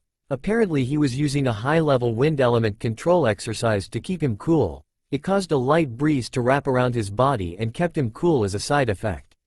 They had talked before they hit the desert, but the trip after that point had been mostly silent. Their tempers were high due to the heat. They all smiled happily as the gates of Suna came into view. After 3 days of travel in the desert they had reached their destination. The guards at the gate opened the large wooden gates silently, having nothing to say to the victorious side of the battle. On the other side Tamari stood waiting. She had been warned of their early arrival by a messenger bird sent by one of the advanced guard that had spotted the leaf nin. Greetings. Delegation from Konohagakure, I am Subaku Tamari and I shall be your guide during your stay here. Tamari greeted with a bow. Sarutobi nodded. Greeting, Subaku-san. I am Sandame Hokage Sarutobi Sasuke, this is my entourage. He gestured behind him where the others stood. Tamari nodded to them as she came up from her bow, though her eyes widened as she recognized the blonde that had fought her brother on almost equal terms. She kept her face calm. As Hokage-sama and his entourage arrived early, and it is already late. True, it had been night for a good hour. Baki-sensei, the temporary case cage, will meet with you tomorrow. He is already in a meeting with the Suna Council that is expected to run long. Sarutobi nodded. That is fine. He mumbled something incoherent. Even Naruto's demonically advanced hearing only picked out, I understand council meetings well enough, or something to that effect. Could you please navigate us to where we will be staying? Hi, please follow me. Tamari answered, turning around and walking down the street towards the case cage compound at the foot of the case cage tower. They walked in silence until Naruto's stomach growled loudly enough that those who knew of the Kyuubi's presence in Naruto thought the sound was Demon herself. Hee, there a ramen stand around here? Naruto asked, scratching his head embarrassedly. Meliodas nodded. Yeah, I believe there should be one a few blocks away. He answered, forgetting he had never been to Suna as Fudume Arashi before, and even when he had come as Namikaze Meliodas it had been without Sarutobi's or anyone else's knowledge. So he got weird looks from both Tamari and the older part of the Leaf delegation. Grinning at each other, father and son took off without noticing the looks. Arashi-san has been here before? Tamari questioned. There had been introductions on the way to the compound and Meliodas had told her to just call him by his first name, of his genjutsu. She hadn't been aware of any Leaf nins entering Suna for quite some years. Sarutobi broke off his suspicious glare at where Meliodas had stood to smile at the girl. Most likely on a simple escort mission a while back. Tamari still looked suspicious. But this is the case cage compound area. Only employees, family and guests of the case cage have access. I know the ramen stand Arashi-san was talking about, and it is well within the areas cut off to the public. Sarutobi groaned. No idea, shall we follow them? Everyone nodded, Tamari still looking suspicious, and made chase. When they arrived, the two ramen lovers were already seated with a pile of empty bowls on the counter next to them. Sakura sighed, knowing her teammates' hunger for ramen and the fact it apparently ran in his family. She sat down, Hinata doing the same. One shrimp ramen and one miso ramen, please. Sakura ordered when the chef, a man looking a lot like Tucci from the Ichiraku ramen stand back in Konoha, looked over at her and Hinata. And 2 glasses of water. Hinata added. The chef nodded, turning to the sink to pour their water. After handing the glasses to the girls he turned to his work area to make the orders. The others shrugged, there were worse late dinners than ramen, and sat down to dinner. Half an hour later they got up. Tamari escorted them to their rooms and they went to sleep, their sense at high alert at the possibility of a last attempt on their lives. Tamari headed off to the council meeting room. Come in. Baki's voice ordered after Tamari knocked on the door. Tamari stepped into the room with a bow. Council, Baki-sensei, I have just delivered the Leaf delegation to their rooms. Tamari began, causing a few surprised looks. They had arrived early, and since it was to be my job tomorrow anyway, I greeted them at the gate and escorted them to their rooms. The confused looks vanished, replaced by curious ones. Baki nodded from his seat next the case cage seat. Very good, Tamari, who was included? The Sandame, Godam, the Godaim's apprentice, the apprentice's 2 apprentices, a Chunin, and another Chunin. That removed the curious looks as well, but she had a bomb to drop. The second Chunin is the one who fought Gaara during the invasion, Uzumaki Naruto. Baki nodded, he knew the 2 cages would come, along with the Godaim's apprentice, but the 2 other apprentices and the first Chunin were complete surprises, and he had suspected they might bring the Genin, apparently newly raised to Chunin since the invasion, that had fought Gaara along with them. Very good. There was a pause. Quote ellipsis. How's your brother? Tamari frowned, since the failed invasion Gaara had shut himself up in his room, and his aura was leaking more of Shukaku's chakra than was normal. The same, every time anyone but Kankura and I get close, they feel like they're going to die, more acutely than normal anyway, and we can only get so close to his door before experiencing the same, which is where we leave his food. The acting cage sighed. Very well. You may leave, Tamari. Tamari left with a bow. Baki waited till he was sure she was gone before speaking. So, how demanding shall we be in the negotiations tomorrow? Just how demanding shall we be when faced with some of the strongest Kohagakure has? A general clamor filled the room. Baki sighed. This is going to be a long night. Gaara sat in a corner of his room. His gourd dissolved into sand as it and its contents played around his shivering body. His eyes wide and body shaking as Shukaku spoke in his mind. Do you feel the boy's presence? Hi. Shukaku smirked in his Jinchuriki's mind. Kill him, kill the boy, and prove your existence. Gaara nodded, as he stood the sand formed back into the giant gourd he was known for. Yes, mother. Grinning his, insomniac's only, insane grin, Gaara disappeared in a swirl of sand. Kumon threw off the covers of his bed as he gasped awake. Something dangerous is coming. It was a side effect of how his Sharingan-esque eyes worked. Sometimes he couldn't control what he got from the future or when he got it. This time a vision of a giant raccoon coming their way was all he got. Damn, must be Shukaku coming for revenge. Climbing out of bed he went into the main room without bothering to dress. Danyoku and Tada sat across from each other at the bar that they had asked Naruto for. Hey, Kumon, what's up? The violet-eyed man asked, as he put down his now empty shot glass next to a bottle of whiskey. Tada sipped from a half glass of the same alcohol as he moved his eyes to defocus on Kumon, but remained silent. Kumon bowed. A vision. The lazy Sin's eyes narrowed.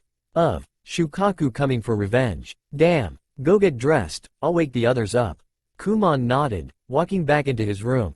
Wake up. Danyoku yelled. A few minuets later the Sins and Naruto stood in front of him and Tada in various states of dress. Kyuubi had not been disturbed by the shout. Kumon has informed me of Shukaku's pending revenge attack.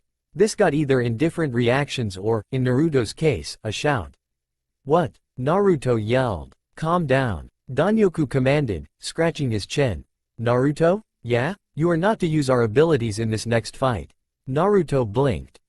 You heard me. We, he gestured to the other Sins and himself, have decided you need to work your other abilities than us. As you know from one of your more recent practices with us, there are some techniques that make it so you can't use our abilities, so let's see if you're ready for those by seeing if you can fight on your own. You always prided yourself on being able to fight without bloodlines, so let's see if you still don't. Kumon added, when you say bloodlines, those that mean I'm not to use my Okawa-san's bloodline either? Naruto asked, shifting through what had been said. Tada smirked, placing down his now finished glass.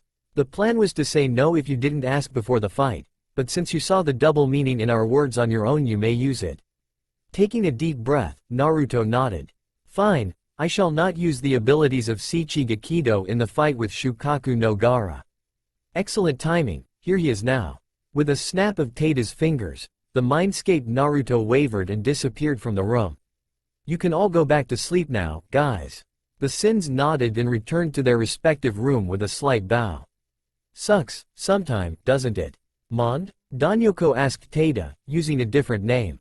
Tada raised an eyebrow at his fellow's use of Mond when addressing him. That it does, Arashi. Why are we using our true names? Danyoku didn't blink at being called Arashi. Being the only ones to remember our past incarnations, and because we can. Danyoku Arashi reached over and grabbed the bottle of whiskey, chugging a lot of it. Did I tell you about a vision Kumon shared with me? Tada Mond shook his head. He sees a man dressed in fine clothes, a book in one hand and a broadsword in the other, green eyes and blonde hair. A silver cross hanging at belly from a long silver chain. I fear he is closer than we'd like. The blue eyes widened. A quick grab snatched the bottle of alcohol and downed what was left. His next word summing up Danyoku's feeling exactly in one single eloquent word. Fuck. Indeed. Naruto's eyes opened the same second Gaara appeared in his room. They locked eyes. Naruto held a finger to his lips in the universal shish motion, jerking ahead towards the training fields in the distant view of Naruto window. Gaara nodded, disappearing in a sand cloud. Opening the window, Naruto leapt out the window, glad he had gotten a room to himself. Naruto's eyes opened the same second Gaara appeared in his room. They locked eyes. Naruto held a finger to his lips in the universal shish motion, jerking his head towards the training fields in the distant view of Naruto window. Gaara nodded, disappearing in a sand cloud. Opening the window, Naruto leapt out the window, glad he had gotten a room to himself. Now, Naruto landed a soft thump on the sandy ground across from Gaara, wearing only his boxers and secured kunai, shuriken pouch thanks to his rush. "Well, Subaku Gaara?" Naruto questioned. "What drives you, Uzumaki Naruto?" Gaara returned. "You are like me, yet my opposite." Naruto grinned. "You mean why I'm not an insomniac killer?" Grin faded, becoming a frown. "I was close, once, to that. But I was saved by companionship. By having friends." That was the last word Naruto got in before a wave of sand was hurtling towards him. Face settling into a serious look, Naruto performed the necessary seal for his exploding clone. Two of said clone appeared, blowing up on contact with the wave and dispersing the sand. "By the way," Naruto spoke through the sand cloud. "It's Namikaze Uzumaki, not just Uzumaki." Without waiting for the sand to settle, Naruto threw an exploding tag kunai at the red head. Minato grinned as he watched the two Jinchuriki begin their rematch. "It seems I didn't get through to the Gaki, I'll let Naruto have a crack at it." Performing the cross-like seal that his son was so fond of, he summoned 4 shadow clones. Silently the clones nodded, 3 running off, 1 sitting down cross-legged, facing towards the fight. Starting suddenly the clone began a series of ingay, freezing on a ram seal, a human's blue chakra glowing from the clone's body. In the distance Minato saw 3 identical glows to the one next to him. Good. The legendary blonde stepped in front of his clone, closing himself in a chakra line that connected the clones together that appeared on the ground after he had done so. A box of blue chakra rose high into the sky, the 4 clones acting as the corners, enclosing Minato and the 2 Jinchuriki before vanishing to the naked eye. Shuinjutsu, Kumokasumi Chakra Shomei. Sealing Arts. Hidden Chakra Signature, Part 1, Down. Running through a quicker ingay, Minato held the position of the snake seal. Genjutsu. Hitoshirezu Senju. Illusionary Arts. Disappearing Battlefield. In a flash, the clones himself and the 2 Jinchuriki disappeared from the sight of anyone other than the aforementioned group, at least, that's what Minato thought, while in reality 2 figures watched from outside of the Yondaime's field of sensing. "No one will interfere this time." Minato mumbled quietly as he sat down in a vantage point that would allow him to watch the fight without being seen, still holding the snake seal. As expected, the sand-made shield rose to take the kunai, the explosion not denting the densely compacted sand. Running quickly to the side, Naruto threw several more kunai at the other boy as he ran in a circle around him. That shield. It only rises when danger is at a point. Remembering how Shikamaru and Temari had had strategy fight depending on distance measurements, Naruto pulled out several shuriken. Throwing the metal stars so they landed about 3 feet away from Gaara and grew steadily closer until the shield sprung up again. There, the shield raises 2 feet from him. So if I can. Naruto focused, eyeing the space between Gaara and where the shield would appear in concentration. Kage Bunshin Daibakufu no Jutsu. Naruto muttered doing the quick ingay set. A clone appeared holding onto Gaara in a full body grab, more than 50 yards away from Naruto. Minato's eyes showed his surprise. He can create clones so far from himself? Even the Naidame, who invented the fucking technique to begin with, was only able to summon the clones more than a few feet from himself. With such mastery with the combat uses for this technique, I'm definitely going to teach him the non-combat ways to use this jutsu. Like the Kage Bunshin training method. He stared for a second in his continued shock, before an evil smirk crossed his features. Naruto of the Kage Bunshin. That's a good nickname for you, Sochi, make it as feared as my own once was. Gaara's eyes widened as the clone latched onto his back glowed. Naruto stood patiently waiting for smoke to clear. When it did, it revealed Gaara tucked away in his sand cocoon. He was summoning Shukaku. Shit, Naruto yelled, forming a Rasengan and charging the sphere of sand. He was met halfway with a punch to the face that sent him reeling in the other direction, causing him to lose concentration and dispel his Rasengan. Standing, Naruto glared at the Suna Bunshin in front of him and flicked some blood from his split lip with his thumb. The minuscule cut already sealed up by Kyuubi chakra. Solid Bunshins are my thing, damn it.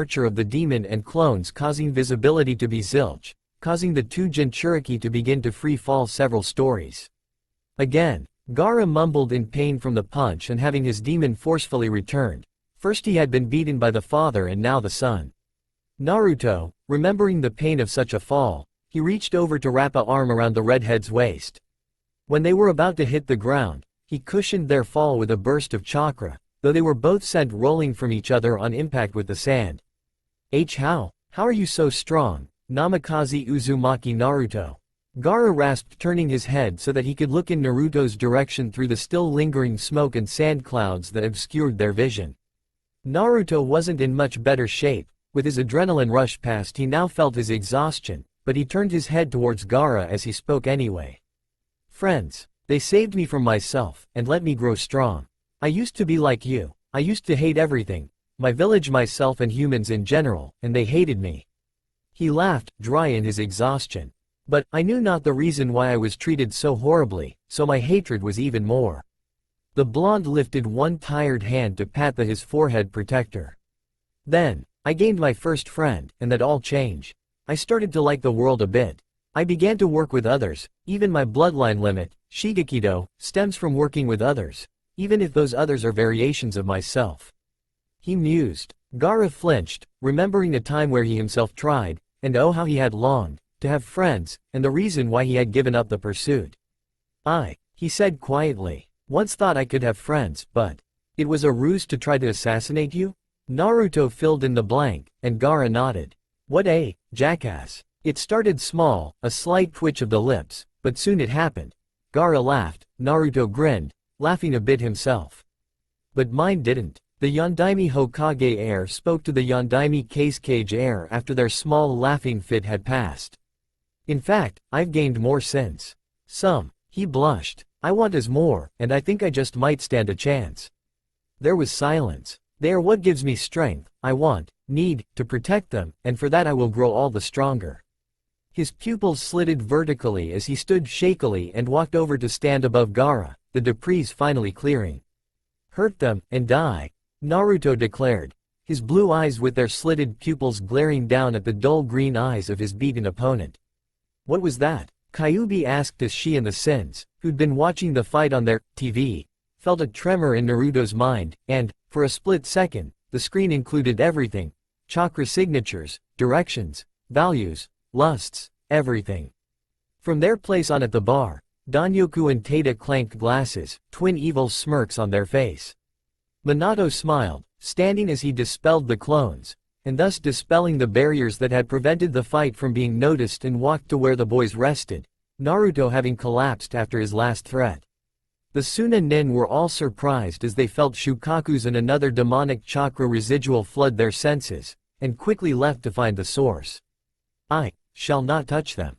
Gaara gasped through his pain, directing his eyes at the crescent moon hanging in the night sky.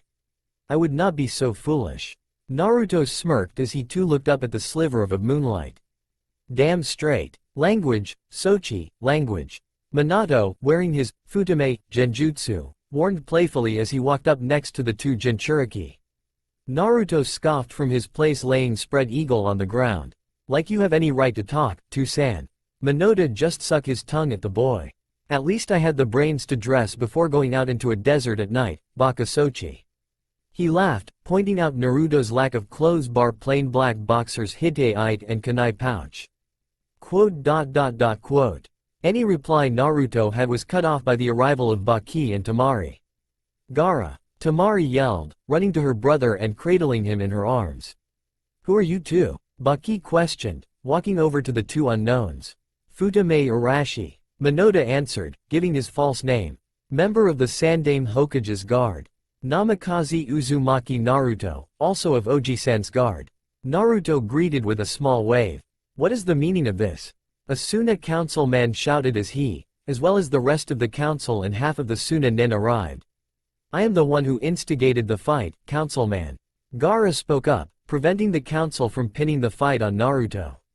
I wanted a rematch from the invasion. He stood, with visible effort as he broke from his sister's embrace. Anyone aiming to harm him will have to go through me first. He declared, standing in front of his new friend protectively. Hey, now, you don't need to, Naruto started. Gaara interrupted. I feel that I must, and so I will. A thin smile became known on Gaara's lips, shocking every Suna person present. Brother? Naruto asked dazedly. Brother. Gaara confirmed. Exchanging smiles, the two fainted. Minato grinned as he walked leisurely through the sand dunes on his way back to Suna. Hey, that went better than I had expected. He thought, thinking about how well the Suna council had taken the fight. He had stayed at the site after everyone else had left, simply stargazing before deciding to head back. Get back here, Baka.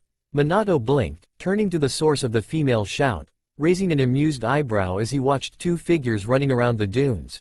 The one chased noticeable taller than the chaser. No way, Koibito, I like living, thanks. The chased one, a male if the voice was any hint, shouted back, laughter in his voice. Deciding to ignore the seemingly lovers' game. At least he assumed they were, since the man had called the woman, Koibito. Minato kept walking, that was, until the girl cried out the name of a jutsu. Raiden. Rakurai no Jutsu. Lightning release. Lightning bolt, turning in surprise. He watched as the low A-class lightning jutsu shot from the woman's extended right hand, the new light revealing her to be wearing a cloak where Minato couldn't distinguish it before, and headed straight for the other. Damn it, Koi. Turning around, the man backhanded the jutsu off course, the bolt of lightning discharging into the sand. Shaking his hand, he looked over at his partner. You know you can't scratch me with something so weak. Well, we both know that I get pissed easy. She replied, suddenly behind him, whacking him over his straw hat covered head. And that's for the ass slap, baka. The Yondaime was gaping. He just fucking backhanded a fucking low A-class lightning jutsu, and called it weak. He mentally yelled. And she fired off such a jutsu just cause he slapped her damn ass? The woman needs some anger management classes. My name isn't Baka. If anyone here is a Baka, it's you Koibito. You just revealed our ninja status to Yondaime-san over there. The cloaked man said, rubbing his sore head through his hat and gesturing toward the blonde with his other hand. That was our plan, Baka. While the two continued their argument, Minato, a few dozen yards off from the pair, was suddenly on high alert. Excuse me, he muttered, his voice frozen over with cold, barely caring indifference, the two hearing him and turned to face him. But, how do you two know about that? He asked, suddenly between them with a kunai in each hand, left at the woman's throat while his right held the other to the man's. The two cursing quietly as they saw the special kunai that had helped earn Minato his nickname rest at the man's feet. As much as I'd love to fight someone of your level, Namikaze-san, that is not our intention. The male spoke from the shadows cast by his hat, his tone calm and respectful but with undertone of much confidence. As if the boy thought he could win a fight with the one many consider to be history's strongest shinobi. How do you know me? Minato asked, his narrow blue eyes turning to glare at the male. One of the Kiri no Shinobi Gatana Nananan Shu, 7 shinobi swordsmen of the mist. Can't be uninformed, now can he? The swordsmen are back. Does that mean Kiri's civil war, the bloodline purging, has ended? Minato thought, mind racing through all the opportunities this new information brought up. What does a Kiri nin, a swordsman no less, want in Suna? I'd be happy to answer you, if you'd kindly stop holding a kunai to my friend's and mine throat. After pausing to consider, Minato holstered the 2 kunai and picked up the one at his feet in a blink. Explain, he commanded in his cold voice, stepping out from between the two to a polite distance. Seeming to ignore him, the girl whacked her friend over the head, Baka. Telling him that much wasn't part of the plan. Scratching his head through his hat, the man shrugged. Don't do things half-assed, right? The girl sighed in defeat. Fine, she grumbled. The explanation, the Kiroi Senku, Yellow Flash, growled, breaking into the discussion. Gomen, the man said, turning to face Minato. First, allow me to introduce myself. As he spoke, his right hand went up to rest on top of his hat. I'm Kamigawa Kyushi, Eternal River Strong-Will, of the Kiri no Shinobi Gatana Nananan Shu, and personal Yojinbo, bodyguard, of the Yondaime Mizukage. Kyushi removed his hat, dropping it at his feet, as he spoke, revealing a handsome face, blonde hair short and spiked, odd pale green eyes, 2 silver ring piercings in his left lobe and was oddly tanned for one hailing from Kiri's misty islands. The slight widening of his eyes showed Minato's surprise. There's a new Mizukage? Kyushi nodded, hi. Just recently, Yondaime-chan came to the mist, and with her came stability Kirigakure hasn't had since the Nidame Mizukage. She must be something indeed, then. And your purpose here in Suna? The man named Strong-Will shrugged. Just coming to speak to the case cage, but it seems that they're still not certain who will be taking the title, so we're leaving. Until they decide. Reaching into his cloak, Kyushi pulled out a scroll. This is a scroll of alliance terms for Hai no Kuni, Land of Fire, Konohagakure. He said, handing the scroll out to Minato. We of the Mist have decided it's time for us to leave the Mist, and make our status known. Our first step is to build alliances. After a deliberation of the Kiri Council, Swordsmen, and Yondaime, we have decided to extend our hand to Suna and Konoha first. Minato took the scroll, replying with the same formality Kyushi had used. We of the Leaf are honored that we would be your first choice, and wish your Yondaime a long rule. Kyushi nodded as he picked up his hat and placed back on his head, once more obscuring his sharply handsome features in its shadows. We of the Mist hope you accept our terms. He replied, resting a hand on his companion's shoulder. Wait, Minato called as he finally managed to detect a faint sliver of the man's chakra. What the fucking hell are you? Kyushi's chakra felt like a demon's, but it felt different from a Jinchuriki's or Hanyu's. Kyushi laughed, all in good time, Namikaze-san. A mist began to appear, obscuring the cloaked people, the slight jump in the unnamed woman's chakra a clear indication of the cause. Water jutsu? In a fucking desert? Minato felt his jaw hit the floor. Even the famed water master Nidaime Hokage would have had trouble. And I hope to meet your son, Namikaze-san, one day. I have much to talk to him about. Kyushi spoke through the thickening mist. When the mist was so thick it completely blocked Minato's view, the woman's chakra jumped again as a sound akin to thunder cannoned off. The mist dispersed a moment later to reveal the two gone. Expanding his senses, Minato found he couldn't detect the woman in any way, and he could barely sense the man even when he was right in front of him, so it wasn't a surprise to him that he couldn't detect the other man's demon-like chakra at all now. They are incredibly good at cloaking themselves, and they are almost at my level of speed. They're fucking good. The resurrected Hokage thought as he started walking again, a silly grin spreading across his face. Things are sure to get very interesting in the world with the revival of Kiri. Sasuke ground his teeth in anger. Stop messing around and make up your mind. Sakin commanded as he and rest of the Sound Four stood over the Uchiha. You coming with us or not? Sasuke just glowered deeper. Though there seems to be no point in forcing you to come with us. Sakin continued. Orochimaru can be such a pain. I just want to kill a brat hesitant and weak. Sasuke's reaction to the taunt wasn't anything like the four had expected. He activated his curse seal. Anybody catch the number of tails on that Biju? Naruto asked with a groan. That would be one, Naruto-kun. Hinata's voice drifted over to him from his right. I remember now, thanks, Hinata-chan. Naruto opened his eyes, winching at his hospital room's bright lights, and turned towards his right, finding both Hinata and Sakura sitting at his bedside. Hi, Hinata-chan, Sakura-chan. How long was I out this time? Just long enough to miss the negotiations. Sakura answered. 2 days, they were pretty fast. It seemed that there was a little glitch thrown in by Minato-san, but with Suna being the loser of their instigated invasion, they bowed to our demands easily enough. Sheesh, you make it sound like we made outrageous demands. What we demanded was actually pretty light all things considered. Minato said, stepping into the room. Tu-san, Minato-san. The kids greeted. The older of the two blondes present rolled his eyes. I told you two to just call me Minato, girls. He grunted, annoyed he had to keep telling them that. How you feeling, Sochi? Like I fought a Jinchuriki, Naruto replied sarcastically. Minato rolled his eyes. Duh, Baka Sochi. Baki sighed, rubbing his temples as he pored over the case-cage paperwork. Baki sounded as a messenger bird flew through his office window. Taking the message and reading through it, the temporary case-cage jumped to his feet. Shit. He ran to find the Leaf delegation. The note left on his desk read. The Uchiha has gone renegade, seen leaving with the Sound Four, return to the village immediately. Jiraiya. Arashi-san? Minato looked up from his game of shogi with Tada, who was in control of Naruto's body while Kyuubi had a talk with Naruto about something or another, as heard his alias called.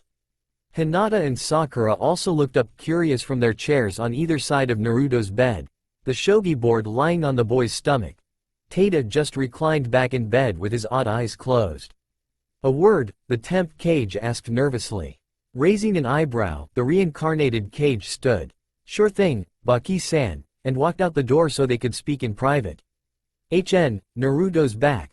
Tada murmured lazily as slanted pupils shrank to small orbs, deep icy ocean blue becoming sapphire and the lethargic glaze becoming energetic sheen. Welcome back, Naruto-kun, the girls greeted. Hey, girls, Naruto replied with a yawn and stretch. Realizing too late he had a shogi board on his stomach and sent the board in pieces askew across his bed when he sat up. My bad, he muttered, rubbing the back of his neck. Before he could scramble to try and pick up the pieces, Minato walked back into the room, his look as cold as it had with the two from the mist but with a defining feeling of raw anger. Uchiha Sasuke has gone to Orochimaru. He said in a tone saying, quite clearly, that he wasn't joking in the slightest. Sasuke did what? Naruto and Sakura yelled. The bastard has gone nuke. He was seen leaving with the Sound Four. You'd know them as the four that had held the barrier when Orochimaru fought Sarutobi. Minato growled. Naruto bowed his head, Why, Sasuke? Sure, he hadn't hung out with the black-haired Avenger recently, but he hadn't expected him to run to Orochimaru. He thought Sasuke was stronger-willed than that. Next to the blonde, Sakura fell into a chair beside Naruto's bed. Sasuke, the silence was choking the room. Minato coughed to break it. I have a kunai on my face. He was talking about his Hiraishin kunai and his face on the Hokage monument. With my chakra levels as they are, I can take myself and one other to the village. I won't have enough for another trip. Naruto looked up with determined eyes. I'll go. As expected, the Yondaime nodded. Get your gear together, he ordered, and meet me at the east gate. We leave in 10 minutes. With that, he walked out of the room. With a serious look on his face, Naruto got up from bed, causing the girls to blush despite the situation as he was only wearing black boxers, and proceeded to dress quickly. Naruto-kun? Sakura wasn't thinking enough to not add the kun she had long since mentally added to his name. Naruto paused as he buttoned his black and orange shorts. Please, bring him back to us, the pinkhead asked, not in the desperate tone of someone that lost the one she loved, but one that wanted someone she saw as a friend back, which surprised Naruto greatly. Is she over him? Naruto thought. You're just now figuring that out? Shido's voice drifted through Naruto's mind.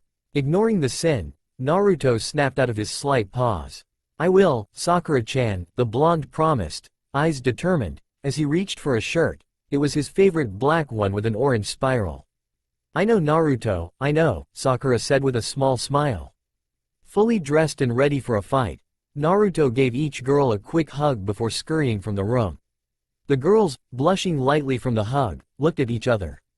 How many bones do you think he'll break to get Sasuke back? Sakura asked curiously. You mean his or Sasuke's? Hinata returned, smiling mischievously. Both, the pinkette replied, mirroring the lavender-haired girl's smile.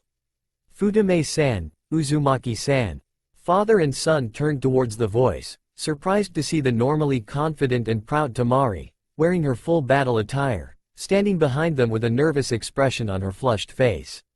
Yes, Temari-san? Naruto asked curiously. May I come with you too? Why? Minato asked, eyeing the female blonde. The Cascage daughter's blush deepened. Sighing, she just said it. I think that I know one of the ninja that would have been sent after Uchiha, and… Why, Temari? Naruto asked, grinning slightly.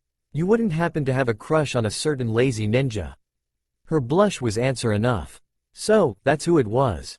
Flashback. You would like a marriage contract to strengthen the alliance? One of the Suna councilmen asked. Minato nodded towards the man. The only one who is of the right status to be involved in such a thing is Temari, Baki said. But, Minato raised an eyebrow. Yes? Temari already has her sights set on a certain someone, and… Baki bowed his head. Please don't stop her in her pursuit because of Suna's mistakes. She's had enough grief for our mistakes as is. Besides, the man is a leaf nin. The Yondaime Hokage nodded. I won't break up a potential love for something like this. Besides, it's still a leaf sand couple. End flashback. The way we're traveling is going to be very draining to me, Temari-san. Minato said with a sigh. I don't have enough chakra for all three of us. Naruto gave a look at Temari's face and sighed. Is there a way for you to just send us, and not come yourself? He hadn't had a chance to study his father's name Sake Jutsu, so he didn't know if what he was suggesting was possible. The older blonde scratched his chin in thought. It is possible, in theory, but I've never tried it before. He looked at the two younger ninjas seriously. You willing to be guinea pigs? Temari and Naruto shared a slightly nervous look before nodding. Minato grinned wolfishly, then, hold on to this, the both of you. He held out one of his special kunai. They did so, and the Yondaime started an Inge set. Hold on to your stomachs. He held the seal for Ram. Hiraishin no Jutsu. He yelled, his chakra jumping outrageously high. Moving at that speed should be illegal. Naruto grunted as he sped towards Kanaho's south gate. He spoke, of course, of the almost teleportation level speed of his father's Hiraishin Jutsu. He had nearly lost what food he had in his gut when they had fallen out of what Naruto thought to be Mach 5. Surprisingly, Temari and Tada had the same question. Who's going to stop him? TCH, Naruto grunted, picking up speed as he ran through the gates. What I don't get, Tada spoke, and everyone listened. is how that messenger pigeon got to Suna so fast. Kyuheim, Naruto asked. Yeah, the demoness replied. How old is the trail we're following? I can follow it, but I can't tell its age. It's only an hour old. She answered after a pause. Naruto's eyes narrowed as he took to the trees. A team should have been sent out as soon as Sasuke left. Why is Shikamaru's team sent so recent, when it would have taken a messenger pigeon several days to reach Suna? Nobody had an answer to that question. 7 people sat around a forest clearing, all dressed as Kyushi had been. What should we do, Kamigawa-sama? A woman's voice spoke from under the straw hat of one of figures resting against a tree's base. About what? Misakiko-chan, beautiful blossom child. Another replied, this one sitting up in one of the tree branches strong enough to support him. And always so formal, please relax a bit. There was a grin in the blonde's voice. Misakiko didn't reply, but the ones around knew there was a blush staining her cheeks under the hat's shadow. Another one snorted, don't act fucking stupid, Kyushi-sama. You know she means the situation with those damn leaf babies.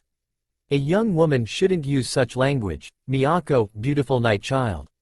Yet another spoke, this one at the base of the very tree Kyushi sat high in the branches of, the voice a calm, cultured tone. Shut the fuck up, Takehiko, soldier prince.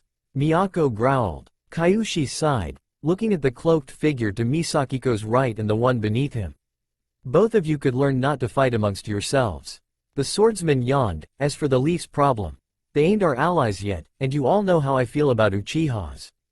Hi, the 6, even the ones yet to speak, intoned as one. They should all fucking die, the damn douchefags. Kyushi laughed so hard his hat fell off, revealing his sharply handsome face. You lot just can't do anything other than that together, hey? He asked through his laughter. Kyushi-sama, one of the cloaked, another man by the brash voice, said as he appeared standing beneath Kyushi's tree and catching the man's hat. If you truly didn't want to assist the Leaf, why did you send the Suna congregation a letter informing them of this incident while, left alone, they would not have found out for several more days? Kyushi chuckled, for a show, of course. The smile on his lips was a darkly amused one. It was a Demon King smile. Would you be so kind as to show us Naruto-san, Miyako-chan? The woman grunted and performed several hand seals before calling out a jutsu. Hisakenjuki, Ice World Sight. There was a pop, like several bottles opening, and a dozen streams of water traveled out of her cloak and converged in front of her to form a large ball of water that quickly froze over.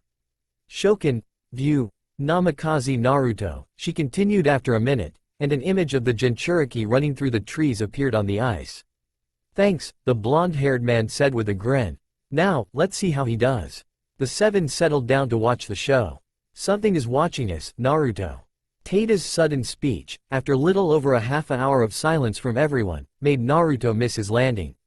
Fuck, he yelled in agitation, managing to grab the branch and pull himself back up. You okay, Naruto? Temari asked, honoring his request to drop the formalities, pausing next to the other blonde. Fine, Temari, Naruto grunted. Damn it, Tada. Naruto thought as he started running again. I've had more than enough falls from high places for one life, thanks. He could feel the sloth's indifferent shrug, and sighed. You know who's watching us? Nin, no. Tada answered. Nor do I detect malice or killer intent, simply an idle curiosity. I'll deal with it. Naruto was cut off by a large crash. What the hell? Naruto yelled, jumping to the top of the tree to see over the forest. That's one big Choji, he muttered, wide-eyed as he recognized his fellow leaf ninja under the strongest multi-sized jutsu he had ever seen. Temari, who had followed him up, could only nod in reply. He's massive, but still so far off. Naruto mumbled, diving down into the trees and starting to run again, Temari following right behind. Choji? Hey, Akamichi Choji? The boy groaned, opening one tired eye. Oi, fatty. Don't call me fat, the boy exclaimed, rather pathetically, on reflex. Choji was exhausted, an obvious after effect of the special pills, and, he decided as he looked at the person that had woke him up, and delirious. Fat Naruto? He asked. It was true, standing before him was an obese Naruto with beady black eyes, and he probably weighed 200 pounds in fat. No, no, the obese blob replied airily, waving a fat finger in front of him. Me Baoshoku, sin of gluttony and the cook of the seven. Now he remembered. Naruto's bloodline gave him multiple personalities that symbolized the seven deadly sins. How are you outside of Naruto's mind? The fat blob tapped one of his chins in thought. To tell or not to tell, he shook his head. Nah, Tada said to take you back. The fatty picked up the barely conscious Akamichi. Oh, and Naruto says you look good.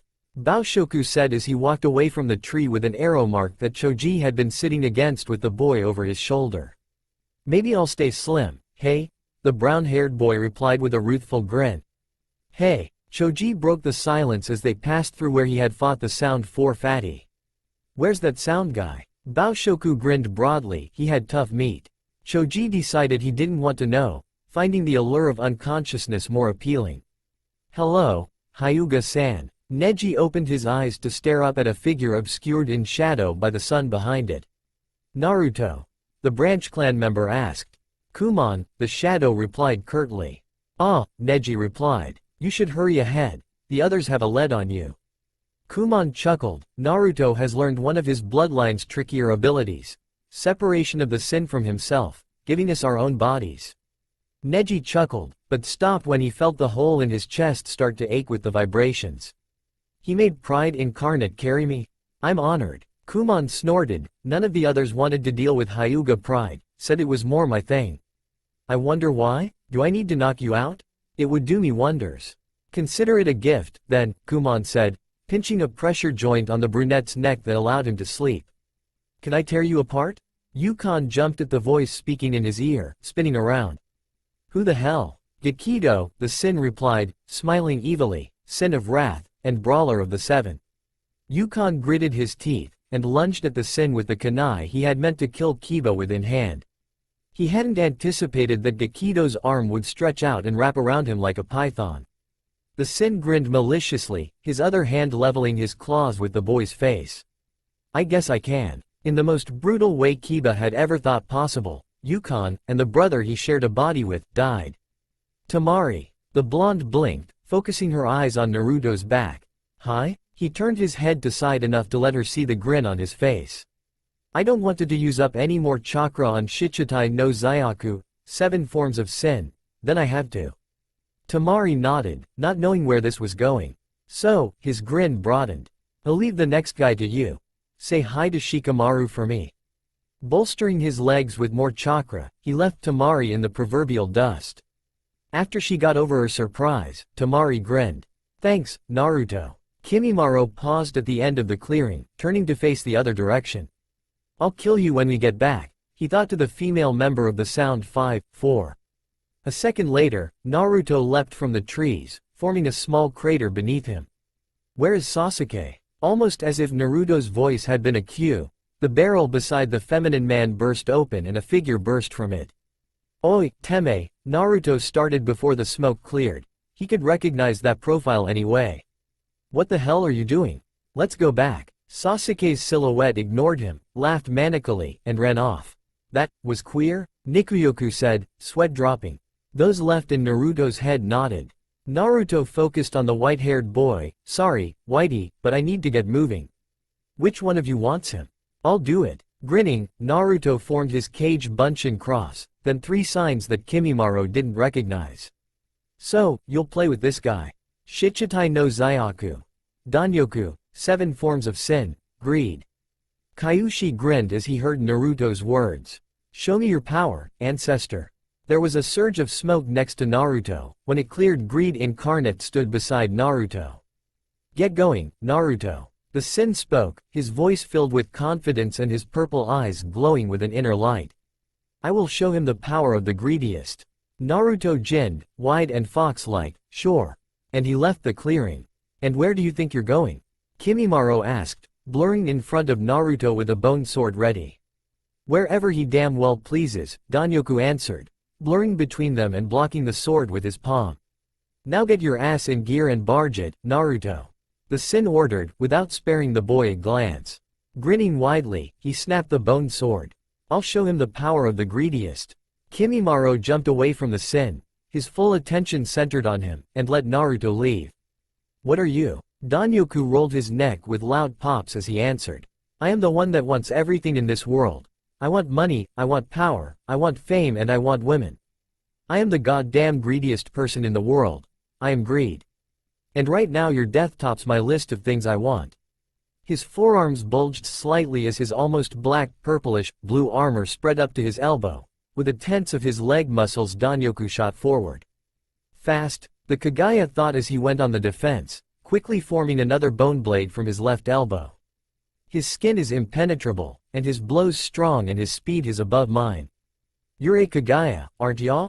Kimimaro's pale emerald eyes widened, his surprise allowing Danyoku land a hit on him that sent him reeling. How do you know about my clan? The Kagaya asked, righting himself and attacking. The last time the Sins were awakened, I met a Kagaya. Danyoku answered, lazily blocking the strikes. He was quite a bit better than you, though. The Sins can remember the other times they've been awakened. Kimimaro thought. If it's an old bloodline, they could know things from centuries ago. Jutsu from lifetimes ago? Gahahaha. The Sin laughed when he saw the white-haired boy's face and guessed thoughts he was having. No, boy, not all the Sins remember the past, only their two leaders do. The Sins started to perform inge. Only the laziest and the greediest do. My endless greed doesn't even let me forget the past. Danyoku boasted, stopping his hand movements and raising his hands above his head. And that includes my true name. Here's a hint what it is. Danyoku made no loud proclamation of his attack, but when he brought his hands together with a loud clap in front of him, an angry wave of lightning shot at Kimimaro all the same. Kimimaro managed to move just in time. You missed. He deadpanned. Danyoku just grinned, and started moving in an oddly rigid way. One, did I really? Sensing something behind him, the white-haired boy jumped to the side in time to avoid a lightning bolt from hitting him in the back. How? The greediest shrugged. Do you think that ninja jutsus have been the only types of attacks invented in the last 3,000 years, child?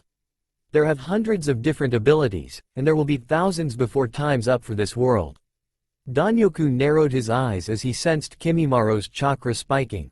Now, Bone Boy, he started moving in that same rigid way he had when controlling the lightning, and electricity started to dance at his feet. I think I've shared enough information on a corpse to be. Now let's make you a corpse, well and truly dead. With that, Greed pushed off against the ground and ran in front of the tow head before he could react, and grabbed his head with his armor-covered right hand, the skull cracking under the pressure of the Sin's grip. The last thing Kimimaro heard in his life was Danyoku, with the finality of death itself. Die. And he did. A human could only take so many hundreds of thousands of volts shocking them without their heart failing them after all. The swordsmen sat in silence, knowing that fight they had just watched had been completely one-sided from the get-go. That, their leader spoke from his spot above them all, is the power of my blood heritage. They fully understood his meaning, and the six shuddered at the veiled reminder that they served something greater and more powerful than anything that currently belonged in the mortal planes. Because, as powerful as the Kamigawa bloodline was, it was nothing compared to Kyushi's soul inheritance. Only one of them spoke, and it was the most daring of all of the six, and Kyushi's right hand. Yaha! Naruto's face was set in marble as he stopped at the edge of a lake and looked up to the land beside the top of the waterfall that fed the lake. Teme, the shadowy figure above, glared down with crimson eyes. Dobi. That's all for now. If you want to see next part, then please like this video and subscribe my channel. Thank you.